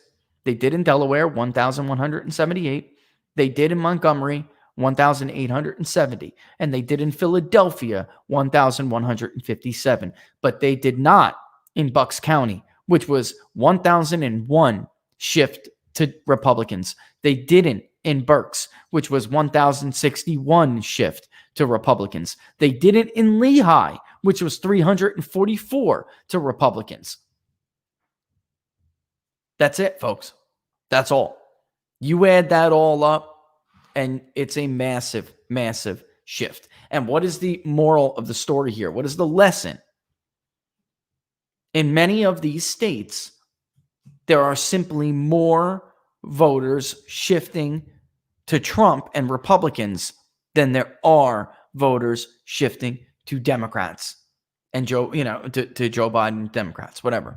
You have to cite the standard bearers. The time of the enormous advantage in Pennsylvania and Minnesota, as far as partisan, is over. Pennsylvania still has a lot more Democrats, but Republicans vote in higher rates. And independents are swinging to Trump right now by like 5. And I saw in the corner of my eye before that YouGov poll. Did you see it? Trump is leading by 10 points among independents, yet he's down by 10 nationally. Because that makes sense. It's just ridiculous. Well, there's 43% is the Democratic sample is 43% of look, that's how you could be like, so if Biden was to win by 10, you would look internally in their polling. And then like Nate the Slimer would say, oh, YouGov was right. But they weren't. It was like broken clock syndrome, where they somehow got lucky and got the top line right, but internally everything was wrong. And I will say this, people, Robert actually explained this to me. YouGov gives their data to The Economist. YouGov gives their data to CBS. And then those outlets interpret that data. And that's why you'll see 2 YouGov polls side to side, and maybe they're not really comparable. And you're like, well, how could that be? They're giving essentially overlapping data sets to different media outlets, which we call double dipping over here, and we would never do it. Double dipping is like, I'm being paid by one person to do this. I do it, but I sell the results, the data set, to multiple people. That's wrong. It's wrong on so many levels, right? Because you're not charging that client any less. Unless they are, and then I take it back. But I doubt it. And it's ethically wrong anyway, because you should be polling a different product for a different person. When we poll for a client, they own that product. The Epoch Times owns the data that we give them. They brand it. And you know what? I got to thank them for it. Listen, I do just want to say something real quick. In the midst of all this slime, the Epoch Times so far has not wavered. And I want to thank them for it. If anybody knows what it's like to be slimed by pieces of trash in big media, it's them for covering the Spygate scandal. So they will, look, they're going out on a limb here. You know what I mean? And they deserve to be recognized for that, because I frankly expected, it's happened, to others before, when this piece of trash over there slimes people, they lose clients. And I'm probably going to sue him anyway, but I would have sued him for that loss of revenue. I'll probably sue him anyway for defamation. I don't know. We'll talk about that. I'm pretty much mind is made up. I'm going to sue him. Like, you can't slime people like this and slander them or defame them without doing any due diligence when it comes to this. Otherwise you're just, you're exposing yourself. We're a private company, not a public figure. You know what I mean? And they're tarnishing my reputation without knowing anything about me. Nothing. So I'm leaning towards, let's sue this guy anyway. All right. And if you hate all these people, I'm sorry if you're a Democrat, because I like when Democrats listen to the show. I want everybody. This show's for everyone. It's for my son's tennis coach, who really thought Bill Nelson was going to hold his seat and really thought that Andrew Gillum would be the governor of Florida. He was devastated the next day. I told him, bringing him to Nico's tennis lessons, do not listen to these idiots. They don't know what they're talking about. And he's really active. I mean, he's an activist, as opposed to being a great tennis player. I mean, in addition to being a great tennis player, who I loved, we had a great relationship. I mean, that's the way it's supposed to be. But I told him, do not fall for their scams. These are scams. And he absolutely thought they were going to win. They were finally going to get a statewide seat. He thought it. He really did. He believed it, because he really liked Andrew Gillum. He was like in tears. How the hell did this happen? CNN's, they had him up by 12. Did he steal it? Did they steal it? No, they lied to you. Because that's what they do. They're liars who defame others, who tell the truth. So if you really can't stand them anymore, they can't continue if they miss another election, guys. I'm not going to say it like I said it with Barnes yesterday, but I'll just say this. You want a hit? They can't survive another hit like 2016.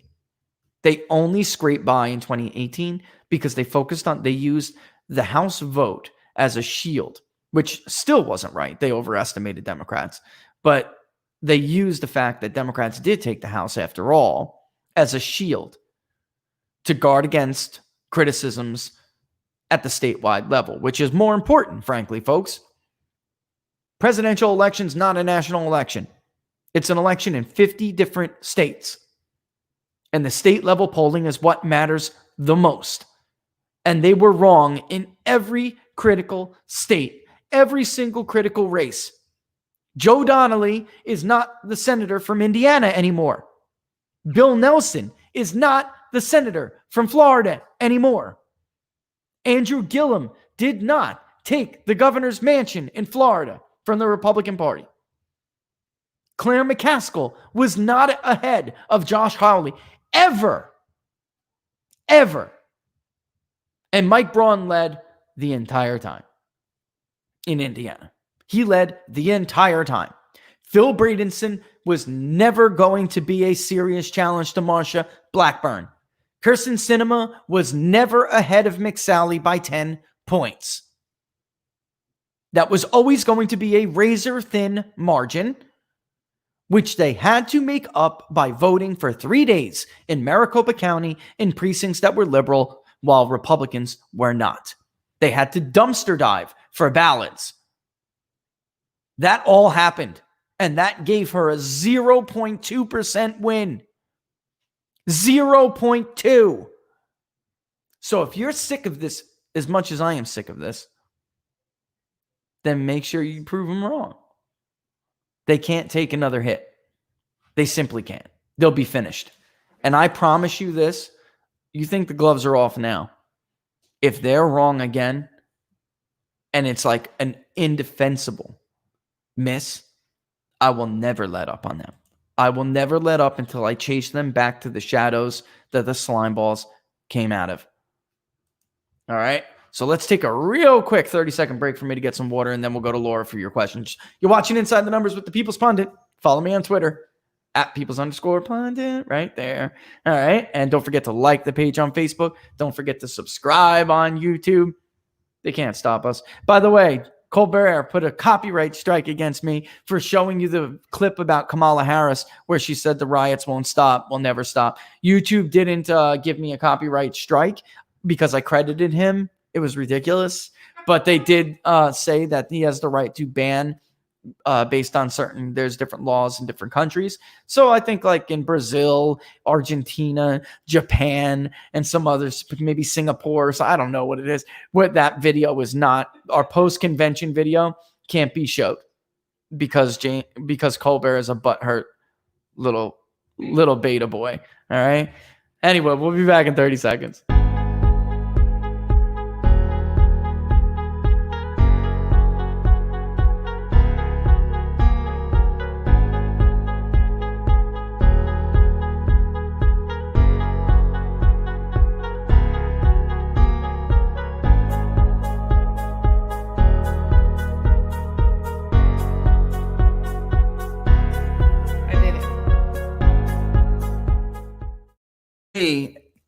All right, you're back. We're back.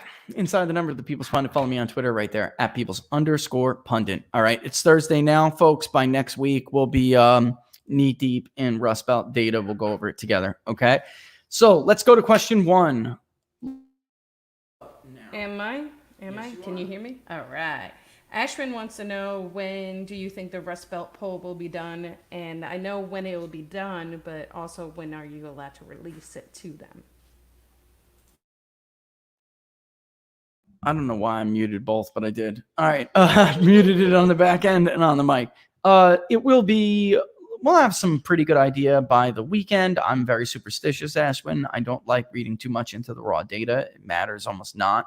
But next week, it will be out and published next week, and we'll be talking about it next week, probably by Wednesday. Okay. All right, Evan Bliss. Is Trump doing better, the same, or worse among non-college whites compared to 2016? Is Biden's lead as stable as the media declares it to be? And should the fact that Trump is polling only 5.97 points ahead of Missouri, however you say it, a state he won by 18.5 in 2016 and running even in Ohio, be a clear indicator that Trump is underestimated in the Rust Belt? Absolutely. I think that's more of an indication that Trump is being underestimated in the Rust Belt than it is in the status of this race. Ohio polls were horrible in 2016. They were even worse in 2018. He is not going to win Missouri by 5.5 points. Again, Claire McCaskill was never ahead of Josh Hawley, but Maris had them ahead by 3 points. He won by 6. That was a 9-point miss with an incumbent. All right. In a D+8 national mood. It's bogus. It's more a reflection of how badly the polls are right now. All right.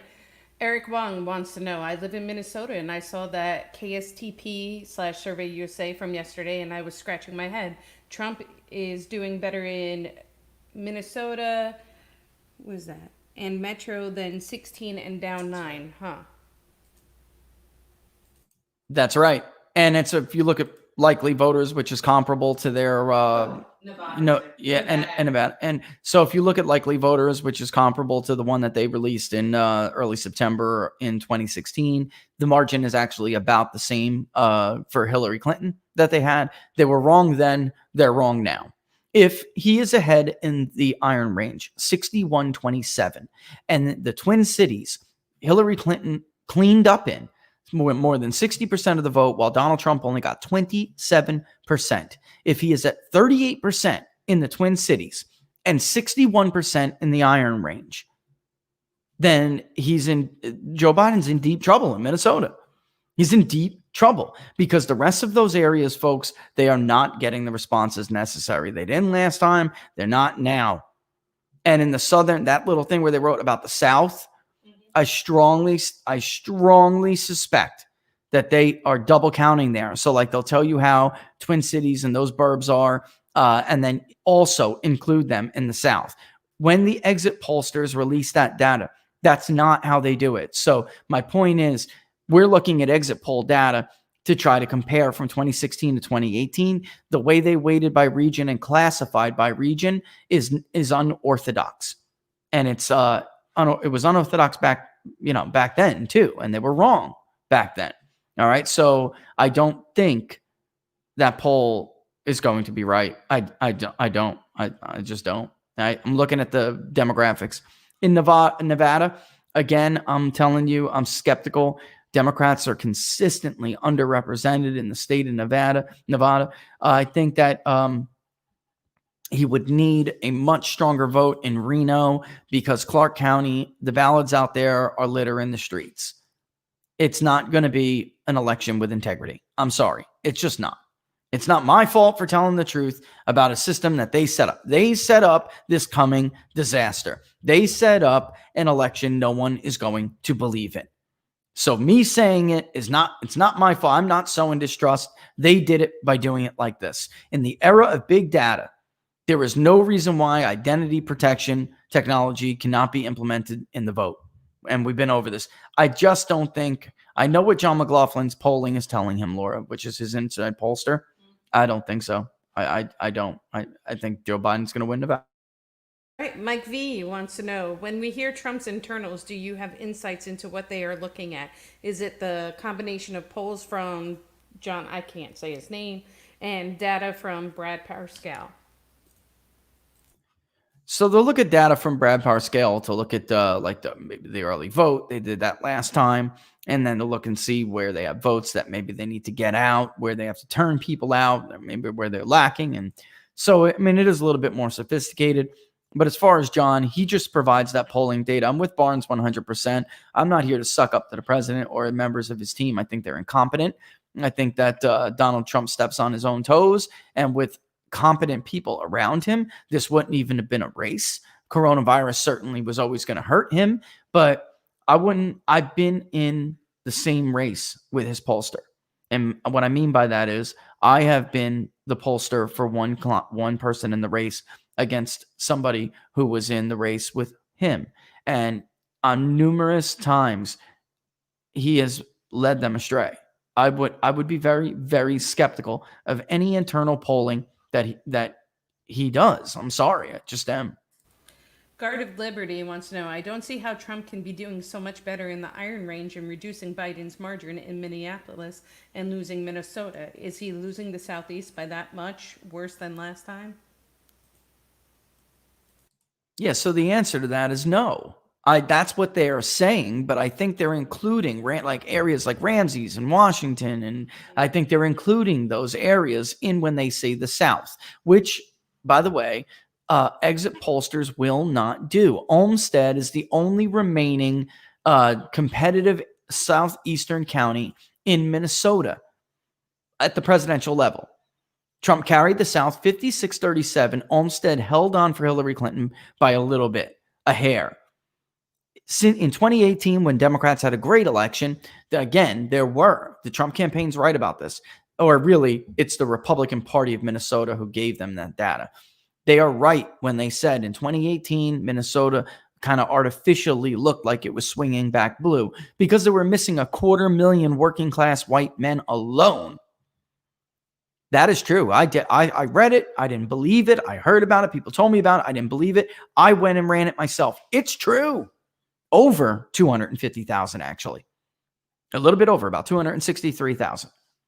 So I can't see, I'm with you on this. I don't buy it. If he got 28% of the vote in the Twin Cities in 2016. If he's at 35, 38% and Biden's at 58, That's a huge swing. That will translate into tens of thousands of votes that Joe Biden is not going to get. And then there will be 5 figures that Trump can make up in the iron range if he's really up 61-27 in the Northeast, because the northeastern part of the iron range is what held down his overall northern share to 56%, which he carried the overall North in Minnesota by 56-37. The iron range in the Northeast held him down. If he's at 61-27, which is more than his share in 16, the only way any of this makes sense is if they're trying to tell us that somehow other working class areas are going to get more pro-Biden. I'm skeptical. Color me skeptical. Let's see. Mr. Crispitz from Periscope would like to know, would these Iron Range voters vote for the GOP Senate candidate as well? What do you think is more likely? Trump adds to his 2016 Electoral College vote total or win narrowly Minnesota and New Hampshire? How much do Trump voters vote red and down ballot? That is a fantastic question. So overall, generally speaking, Republicans get more out of the Trump coalition than Trump gets out of the traditional Republican coalition. That was the clear pattern in 2016. So that's why you saw Rob Portman with a huge margin in Ohio. And while Donald Trump had a huge margin, he did not get the same thing with Pat Toomey. He didn't get every voter that voted for Portman. Same thing with Pat Toomey. That was only a little bit in reverse. Pat Toomey only held on because Trump voters gave Pat Toomey support where they normally would not give a Republican candidate support. But Pat Toomey won by a smaller margin than Donald Trump. And that is because that is a more exacerbated example, Pennsylvania, which for all the reasons we just went over in the last segment, right? Those are not Republican shifts in registration for Republicans. They're doing that for Donald Trump. They don't like the Republican Party. That is just true. These voters would never vote for Mitt, Willard, Romney, or anybody like that. So it really depends on the state. In a state like Minnesota, for instance, I think you could see a much tighter Senate race than we're being led to believe. I just don't know. It would still be a very heavy lift. Robert and I have talked about this. Robert thinks that race is a sleeper race, and he does think that they have a chance to pull that off out there. I think it would be a little bit more likely for John James. Maybe he'll win some Republican votes that are like Kasich kind of Republicans in Oakland, that area. But in the end, typically they benefit more from Trump than he benefits from them. All right. So Nighthawk wants to know, what is happening with the jobs numbers and why is it my home state of California's fault? So that's another great question. Okay. Do I have that handy? There was this Target study I just got.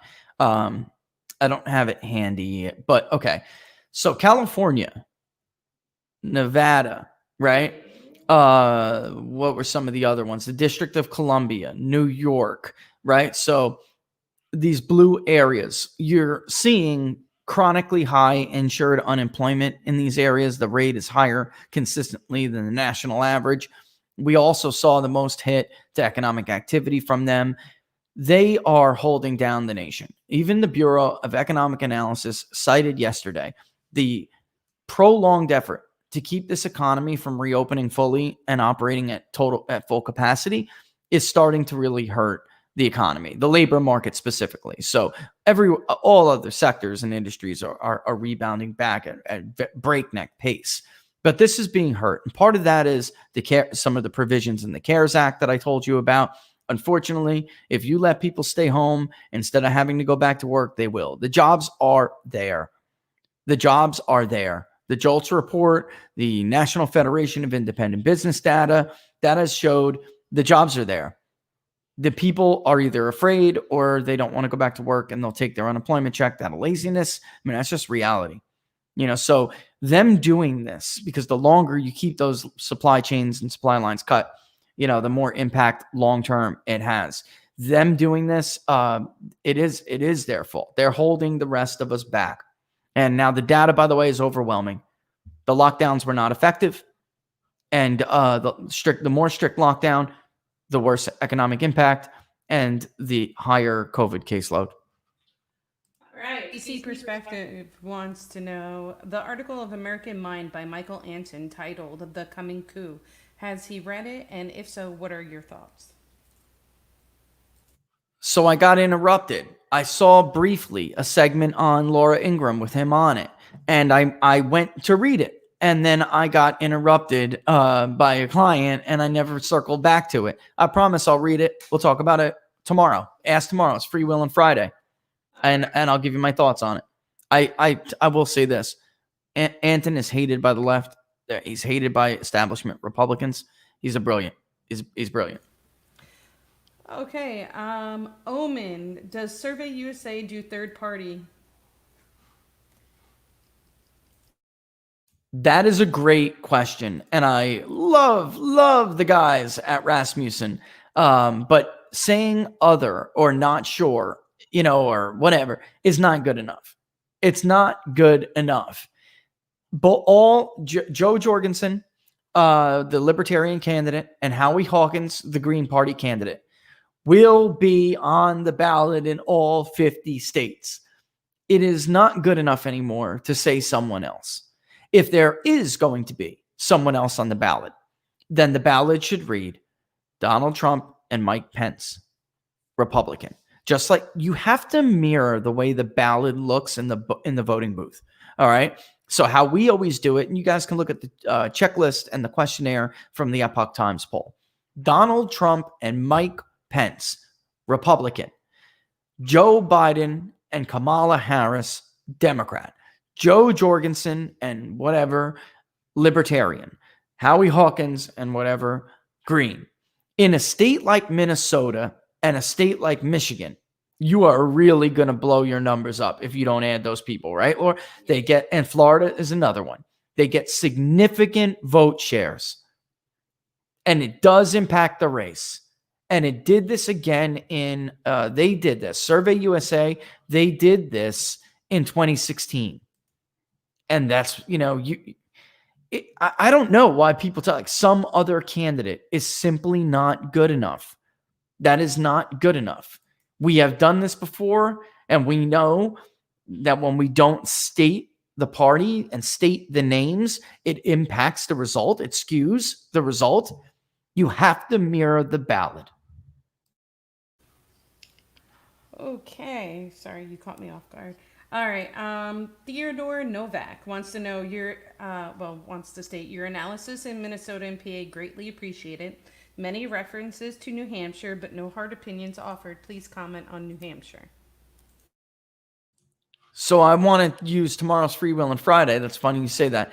I want to use tomorrow before we get into all only questions, because in case you haven't watched the show before, Fridays we do a lot more questions. I don't use a lot of time for segments on the analysis. We're going to look at New Hampshire and Maine tomorrow briefly. New Hampshire in particularly, I want to spend more time on in particular because it extends the conversation we're having here. All right. And it's the certain group of voters that seem to be shifting toward Republicans at a faster rate than the ones you hear about in the media. And then we'll wrap it up next week. So I will do that tomorrow. Cam O'Brien from Periscope wants to know, what is the benefit for pollster to make Democrats look better in polls than they really are? So there is actually a big benefit. So this industry is dominated by liberals. All of my vendors are liberal. All of my friends and partners are liberal. I don't know, it's kind of funny, it's not like the tech guys we'll work with, right? When we're scripting something crazy for a survey, they'll be like, send me a test link. And when they do it, they'll fill it out. And I'll know from their test, from their that they're Trump supporters, but that's the only way you'd ever know. There's a couple of reasons. Because they are liberals and they want to be, of course they want to be right, but polls help fundraising. So it's incredible for Joe Biden to have these favored polls so we can run and say, I'm ahead. Look, this poll says this. Give me 1,500. You know what I mean? They need that. And they actually need it more than Republicans, because Democrats and Democrat donors are more likely to believe media reporting and polls and even, other stuff like that along those lines than Republicans are, who are far more skeptical. All right. So that is a big deal. Fundraising is a big deal. Secondly, like Barnes and I said yesterday on What Are the Odds when we were responding to the Slimer, this is a click. This is a click. And you will be disinvited from this. You will be over scrutinized by these people. You will be smeared by that one. It is. And then some of these pollsters too, especially the university pollsters, some of whom I know and like personally, they're afraid of people like Nate Silver. They are. They're afraid. They're pollsters. They know. Everyone who is in statistics or as a statistician, they know he's a fraud. They know that pollster scorecard or pollster ratings is bull. I keep saying scorecard because remember we had the PPD pollster scorecard, but I took it down because it wasn't being used for what it was intended to be used as, a gauge to show you which pollsters we weight in the model higher or lower for and why. To answer your question, they use it for a completely different purpose. They're coercing pollsters. They're coercing them. All right. And you could actually see some of their rhetoric, that whole group. You could see some of their rhetoric on Twitter, the Harry Entons, the Nates, the Nates, the David Wassermans, who blocked you, missed it yesterday. Remember the Pinellas plus 14 thing? And I made Dave Wasserman go back and do a thread on why Trump is still probably going to carry Florida now that I made him look like an idiot who doesn't know what he's talking about. He blocked Robert. Instead of just being able to respond and defend his argument, he blocked him like a sissy. These are the kind of people that we're dealing with. And they were out there over the last week coercing pollsters to herd back. All right. And then there's a number, you will get fired as well. Look, CNN used to use ORC, Opinion Research Center. They were punished by CNN for being one of the more accurate polls in 2016.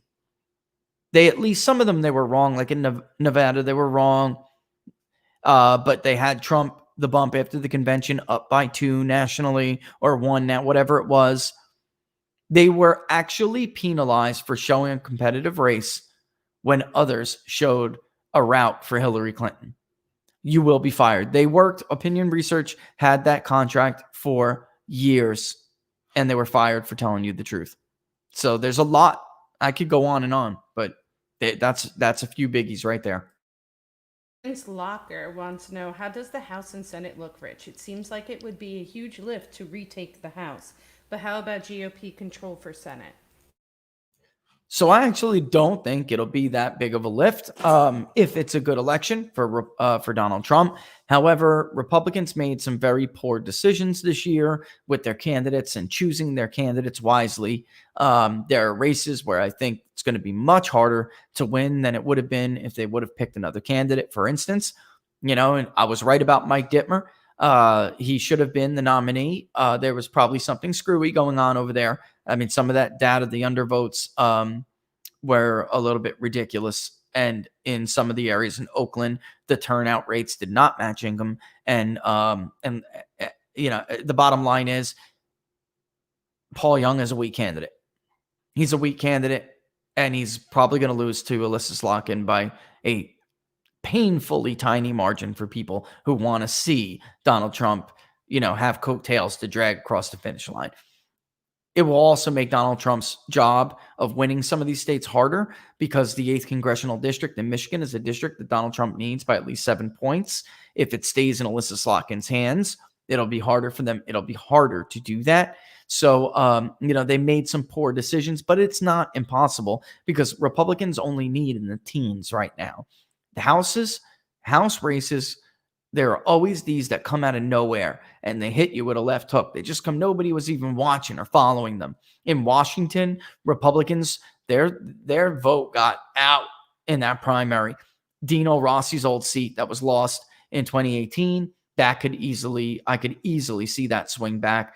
There are a couple of seats in Florida that Democrats are in trouble. I never would have thought they were. Anna's a strong candidate against Charlie Crist. There's, there's so many of them, guys. They come out of left field. If Trump has a good election, the House could flip back. It could. The Senate is actually a little harder because you have Cory Gardner, Susan Collins, and Martha McSally, who are all in trouble versus, Doug Jones in Alabama. And that's really essentially the playing field. All right. I'm not sure, and I'm not convinced Susan Collins is in the trouble that they think she's in Maine. I'm just not. All right. Cory Gardner, I think 2 months ago, I would have told you he's finished. And I did. 6 months ago, I would have told you he's finished. It's just a very hard lift. Now, though, the way that this election is shaping out, they feel much better about Cory Gardner's chances of holding his seat. I'm not there yet, though. I think he's probably he's got a heavy lift. Martha McSally was a terrible candidate. Kelly is a strong candidate. So I still think it's going to be very close. I just think that Donald Trump will have to drag Martha McSally over the finish line in Arizona if he can carry that state. I'm very skeptical on Biden's lead in the polls in that state, only because I look in the voter file every day. Maricopa County is not D+8 like one poll did the other day. It's R plus 4.5. I mean, stunned, but Republicans grossly outvoted Democrats in Maricopa, even though they didn't vote at a higher rate than Democrats. So those are presidential cycle voters.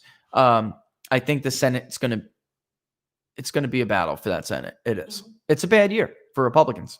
That'll happen when you get a good year. But then again, Laura, 2016 was a bad year too, supposedly. But Trump drug them over. Sure did. All right, Omenawa wants to know, are we looking at 260 solid Trump electoral versus 216 Biden, and the rest in play in Michigan, Wisconsin, Pennsylvania, and Minnesota? So I'll give you those numbers next week. I will. All right, because I'm waiting. I like my own data. Yeah, I really like my own data. But if you want some states, I can tell you right now, I just don't think Iowa is going to be competitive. I don't know what these people are talking about. Polls were horrible in Iowa too. Ohio, they were horrible. It's Iowa, Ohio during 2018. It was a good election for Democrats. They didn't make any gains. They won nothing. They held Sherrod Brown's seat because Josh Mandel didn't run. If Josh Mandel ran in 2018, Josh Mandel would have wiped the floor with Sherrod Brown. But that didn't happen, so they were able to only get the governor's mansion. But, still, Democrats were only able to hold on to an incumbent U.S. senator who was like a 4-term senator. That's not impressive. But the polls all showed Democrats were going to rout in Ohio. They did not, and it wasn't even freaking close. Florida, same thing, not close. So, I'll give you the map. It's going to be close. Florida is going to be close. It always is. But Joe Biden's not going to take Florida. How do you know he knows that? He's not there. Where is Joe Biden? In the Midwest. This is essentially like a 4 or 5 state race. It really is. North Carolina is a pipe dream, like Robert said yesterday. The polls, again, sucked in North Carolina. Nate Cohen was wrong in North Carolina. They were all with the Clinton plus 2s and 6s. They don't know how to poll the state. They don't know how to poll Florida. They don't know how to poll Ohio. All right, this is a 4 or 5 state maybe race. All right, unless something, as of right now, fundamentally it should remain that way. Gilmore wants to know, I just made a map on RCP where the election would end in a tie 269-269. Trump loses Arizona, Minnesota, Wisconsin, Michigan, and New Hampshire, but wins Maine and Nevada too. What are your thoughts on this outcome? Yeah, I like that map. I know what you're talking about. I played around. He's talking about 270 to win. I played with that too. Yeah. I've done that. Or RCP. They have a calculator map. We had one a while ago. Nobody used it. And it took us like 2 weeks to make it. So I didn't do it anymore. You know why? Because they're on that space already. So they got that space. we're going to stick to something that's different. Our map, by the way, of the voter files had it just updated again. Damn it. It was almost done, and they just updated. So I have to draw it from a Google spreadsheet. This way, all we have to do is update the spreadsheet, and then the map will reflect that. I don't know why I didn't do it that time, but that's our space. I have seen that map before. I mean, I have seen those possibilities. There are other ways as well. I just don't. I agree with Jack. I think that that state is probably going to go for Biden. If Trump takes that state, then we're looking at a freaking landslide. You know, I mean, it would be an absolute landslide. By the way, pre-COVID, he probably could have. This was going to be an overwhelming re-election for Donald Trump. I mean, he was on his way to rout Joe Biden. It is the events and the media's telling the story of these events that has changed things. I mean, unbelievable. You will see an assault on Donald Trump like you have seen with the Atlantic story, like you have seen with the Woodward book. And by that, I mean, obviously, they collaborated with each other. Joe Biden had ads already pre-cut. He had statements already for a press conference. These are scams. These are coordinated smears. And we're going to have one almost every day from now until election day. I have seen that map, and I'm terrified of that tie. I'm terrified of even something that's not that close with what they are doing with these mail-in votes and how they intend to keep this election drawn out. Joe Biden will not concede. He will not. I'm telling you, the plans that Democrats have could tear this country apart. And this is why I tried to stop this mail-in vote shenanigan bullshit. All right? They are not trying to keep you safe from COVID, folks. They are trying to pull off a third world-like quasi-election. And I'm not kidding. This is what they're going to do. They will cheat.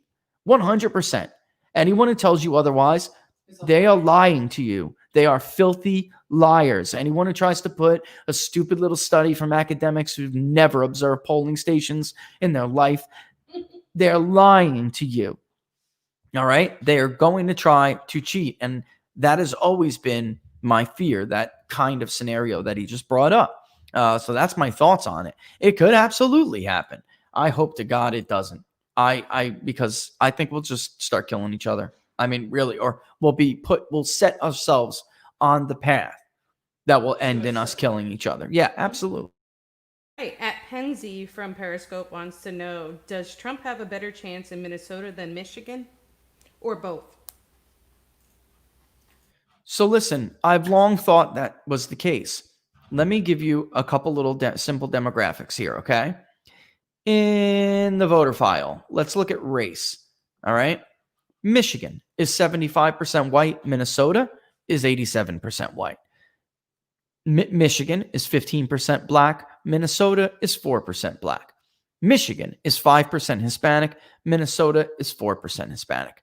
Both are 5% Asian other, okay? So even though there is, there's some, I always hear with Minnesota, people say, Somali population. I showed you the graph before. It's absolutely true that if Trump had the electorate, even George Bush had, he would have carried Minnesota. If he had the electorate, even Mitt Romney had, he probably would have carried Minnesota. The bottom line is Minnesota's demographics and its populist ancestral heritage make it a richer target for Donald Trump. All right. Also, Michigan has remnants or nostalgia of the Biden auto bailouts. I do think that Minnesota is a more rich target. Donald Trump's going to fight for it because he doesn't like to lose states like that. Michigan was like kind of personal to him back then. They failed him and did not tell him that Minnesota was that much of a target. Just remember, guys, how many times did he visit the state of Michigan to win by 10,000 votes? And how many times did he visit the state of Minnesota to lose by 1.5%? It is a richer target. I've always believed that. It may even be a richer target than Wisconsin. The only thing is, Wisconsin, people ask me all the time why that independent vote is like that. 11% Asian other. 81% white versus 87% in Minnesota. 2% black, that is a little bit better for Republicans, versus 4% in Minnesota. 7% Hispanic in Wisconsin versus 4% in Minnesota. All right.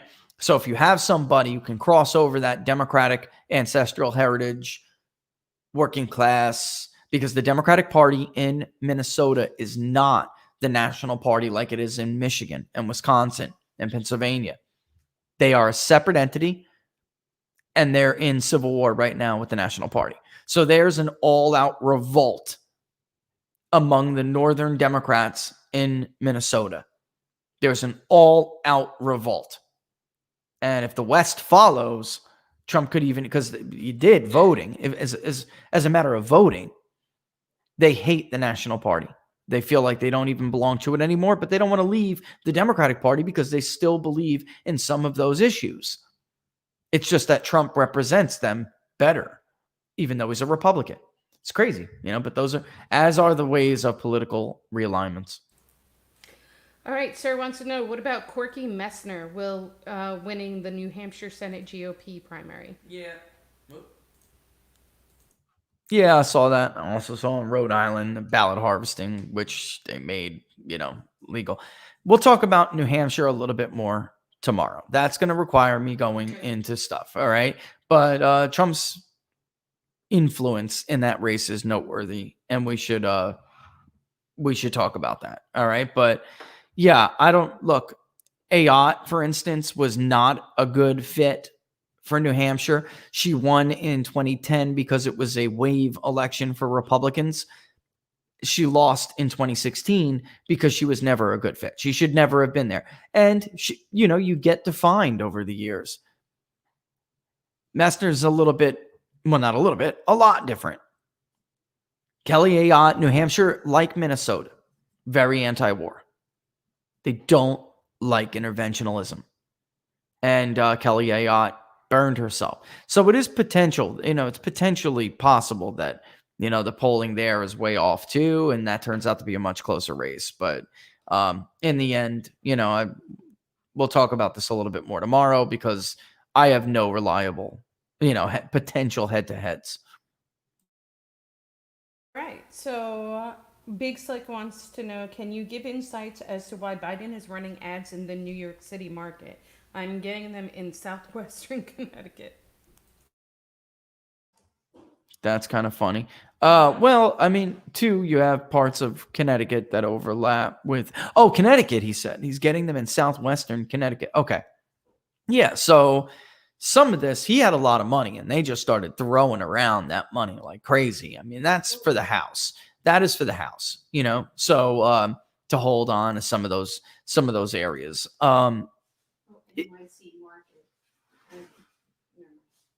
New York City.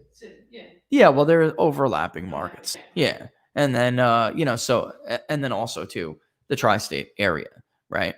Mm-hmm. So, you will see ads that are running in parts of New York and New Jersey that are also running in southeastern Philadelphia, or Connecticut, southeastern Pennsylvania.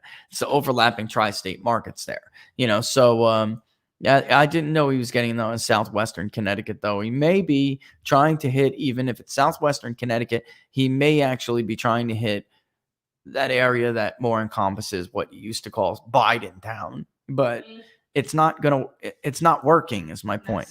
It's not working. Yeah. He's got to win. He's not going to make gains with those voters. He's going to win if he wins by a huge margin in the suburbs, but I don't see. And by the way, Democrats did make gains with certain rural voters. That is noteworthy in 2018. They just aren't, those voters are not voters you would expect at the presidential level to flip back. I mean, not to flip back. They will vote highly likely for Republicans because midterm elections are not predictive. They have no predictive value. Yeah. So LV Jojo said, I don't know if it's a he or she. I hear Biden is spending big to hang on to blue states. Is that true? Yeah. Yeah, he is. And he's not running in some areas. Look, but he is on the air in some areas where he's not running or visiting or campaigning, right? So he's spending big in the Midwest. I would, though, too, if I was him. He could end the night very early. if he wins, and pulls a straight flush. Like, people keep saying, well, Trump needs to pull a straight flush. No, Biden needs to pull a straight flush, actually, because Biden's not going to take away some of these states that Trump won and that have been trending more Republican. North Carolina's shift, even though Democrats did have a nice little run in 2018, I told you during that special election, it actually showed that shift was reversed and that Republicans were now back on the upswing in North Carolina. So it was essentially a very common first-term incumbent midterm. You get a bloodbath. You have to deal with it. But then you get those voters in the following cycle.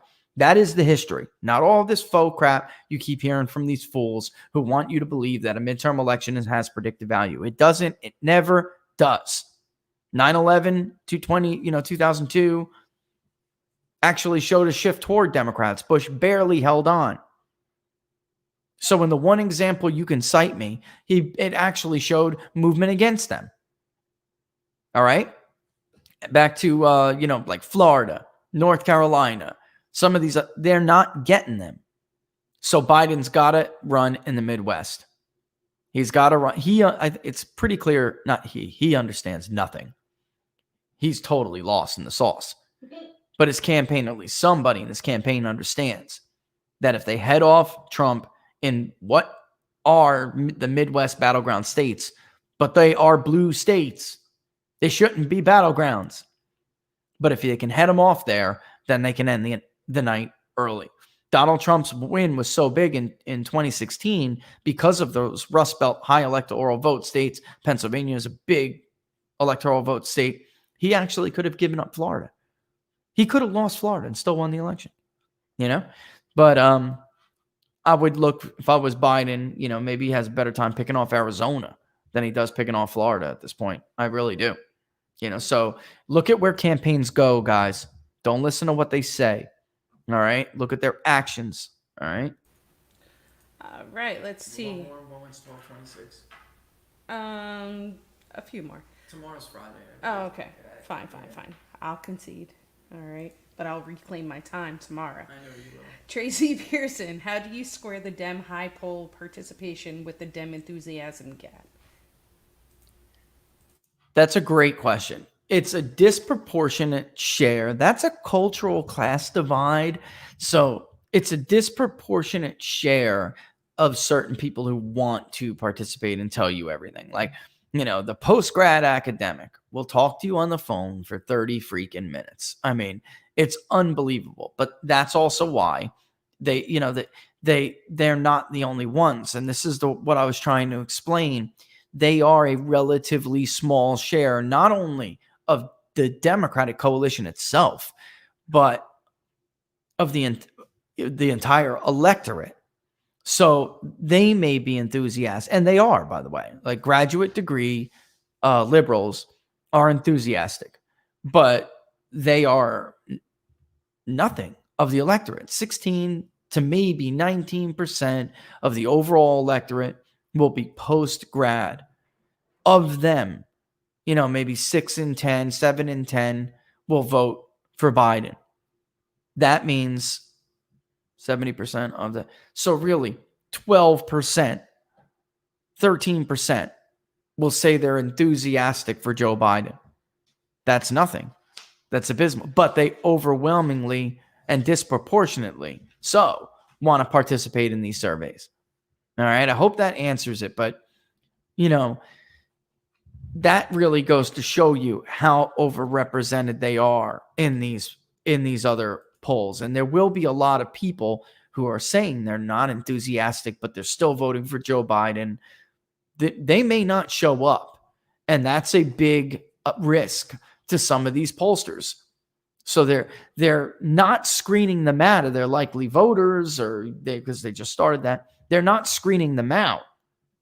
In fact, registered voter polls, some of them, like NBC Marist, they got Trump up in Florida among registered voters, but tied among likely. We saw that with Monmouth, too. Trump is up in the entire sample. But when they put their likely voter screen in there, who they think is going to show, then it's Biden by 2.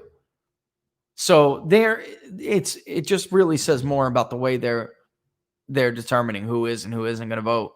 Right? I think there could be a huge risk. There are these low participation voters, though, that Donald Trump absolutely needs to get to the ballot box. They'll tell you, though, they're enthusiastic. They will. You know, the rural Trump voter is the most enthusiastic voter in the electorate right now.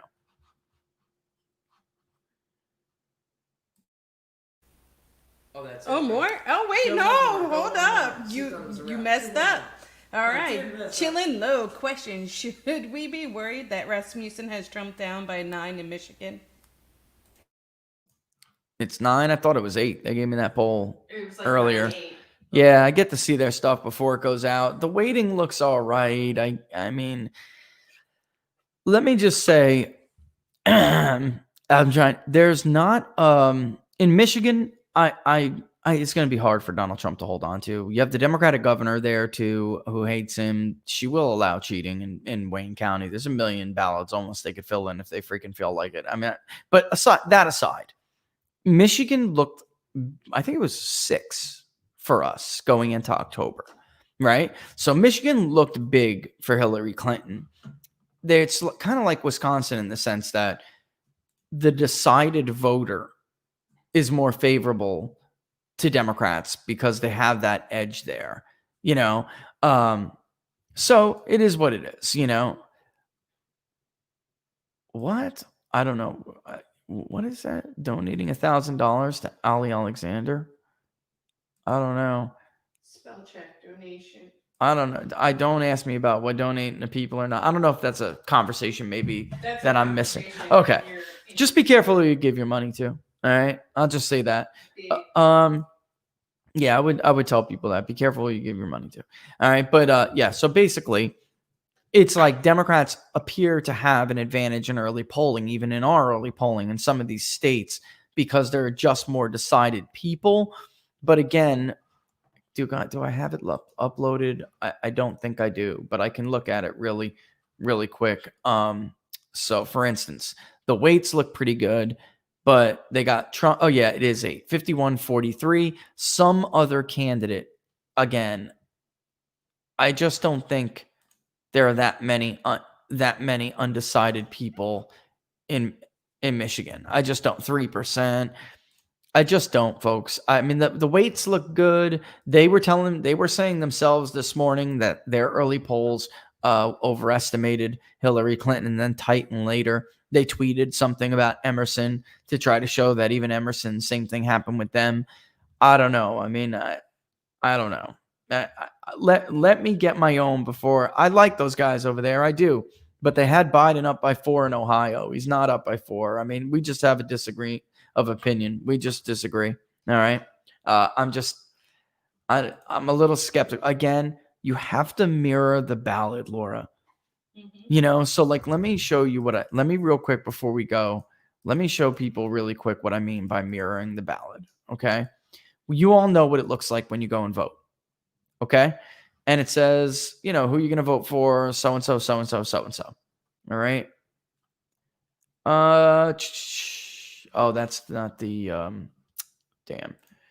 I don't want to take too long to do this, but that wasn't the build section of it. So it gave me the answers and not anybody hadn't chosen a libertarian or Democrat or green vote. So it looked like, that it wasn't there. Let me show people what I mean.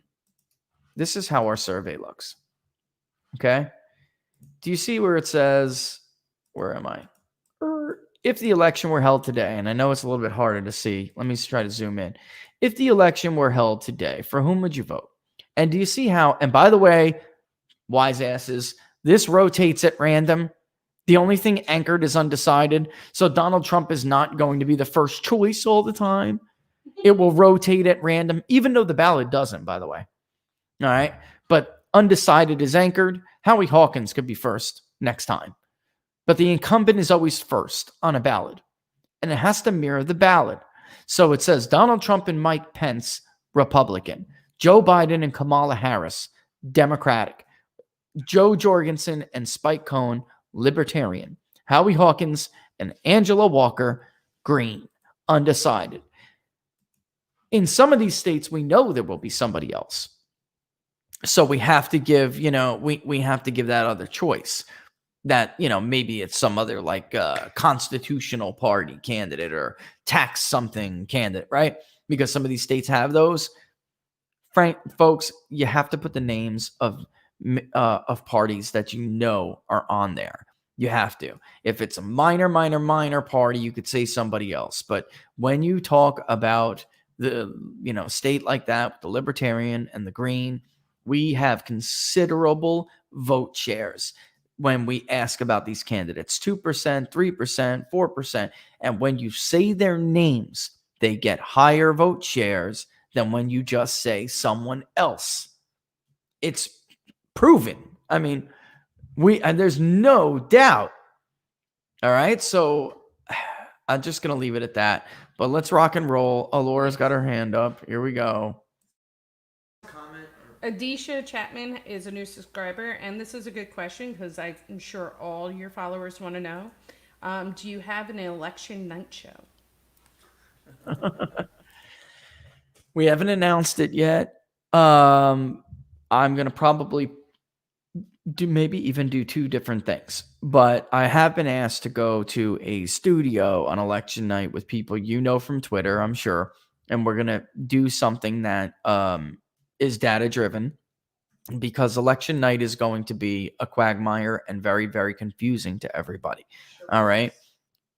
This election will not be decided on Tuesday night unless it's overwhelming in one way or the other. And we can calculate votes and say, you know what, there's not enough absentee ballots, to change the results or whatever.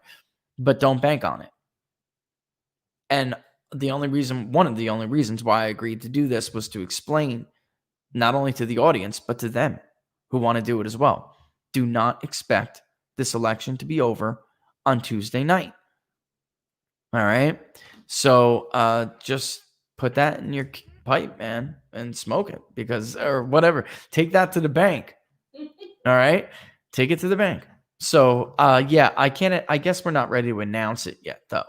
And then I would also like to do something that was of my own for you guys, because they're getting sponsorships to fund that. It's in it's like a legit studio. It's like, they're getting sponsorships. So I guess I'm going to have to go. I was hoping that I would just be clued in like this, like they could just come to me, because I don't want to be there. But what we may actually do is I will be the head of the decision desk. So like Fox News has, remember Megyn Kelly's stroll over to the decision desk when they made the call in Ohio? I may have to go, because I may be that head of that decision desk and get a couple of people to crunch numbers with me. Would be very nice. But we'll announce it soon. They just started bouncing names for it off of me, and I'm like, I don't have the time to help you brand. All right. You guys can figure out then whatever you want to call it. As long as it's a data-driven operation, there's no cheerleading, I'm good to go. All right. So there you have it. Plus, I get to take Laura to Arizona, maybe. That's where it is. Phoenix, I guess. So and then it would be running on like Periscope, YouTube, Facebook, everybody's. All right. So it'll go out on mine. It'll go out on some of the other people that we're doing it with. And All then right. record you. Yeah. All right. So that's that. It's 12:38. I got the email. I guess I'm ready to pull the plug on another poll. Pull the trigger on another poll here. And so let me get working on that. All right. But it is 12:38, Thursday, September 10th. You have been watching Inside the Numbers with People's Pundit. Follow me on Twitter, folks, at People's_Pundit right there. We're going to go over New Hampshire and Maine tomorrow. All right. We're really looking at the anti-war working class vote. All right. That's kind of the shift in the anti-war working class vote in these battleground states, and how disproportionate of an impact it may have. And people might not even see it coming out of nowhere, because in Pennsylvania, which we just showed you with specific numbers, it is much bigger than the shift that you see in Chester, Delaware, and Montgomery. All right. And then Bucks even swung back, because there are some of those voters who actually migrated to a place like Bucks County. So, all right, well, look at that in New Hampshire. too tomorrow, and Maine, although I'm going to focus more heavily on New Hampshire. Don't forget to subscribe on YouTube. Hit the notification bell. It'll let you know before we go on. And don't forget to like the page, People's Pundit Daily on Facebook. Not a follow, a like. All right. We need to get those likes up, get ourselves that blue check. All right. You can follow me on Twitter again, like I said, right there. And also the best way, of course, to support the show is to subscribe to PPD. Get some data for your dollar. You can do that by going to ppdnews.us/subscribe. ppdnews.us/subscribe. And now that we are out of Labor Day and those registrations just updated again, today is Thursday. We will work our butts off through the weekend and make sure that that voter file map is up for subscribers by hopefully the weekend, if not Monday. Okay. This way you guys can go through, see what the voter file says. All right. All right, folks, all the best. We'll be back 10 a.m., maybe 10:15 if the calendar does it to me like it did. The economic calendar bumps us a little bit because I have to make sure some stuff is up. But either way, 10:15 Eastern Standard Time tomorrow. All right, so I'm going to kick rocks. See you back tomorrow morning. Thanks for watching, folks. We love you all. See you tomorrow.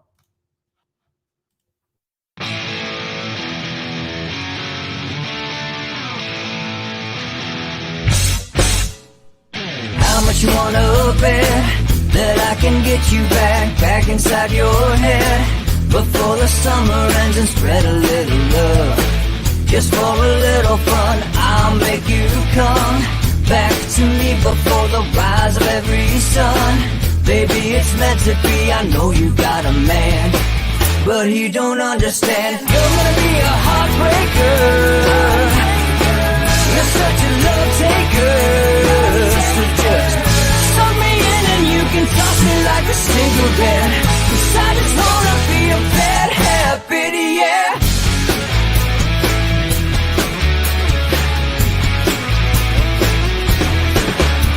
There's rhythm in our love, it's impressive, excessive. You can't make this stuff up. My chest beats, it's restless, wakes the neighbors up above. Yeah, baby, come and show me love. Baby, come and show me love, because you're gonna be a heartbreaker.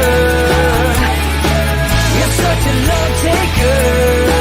So just suck me in and you can toss me like a cigarette, 'cause I just wanna be a bad habit, yeah.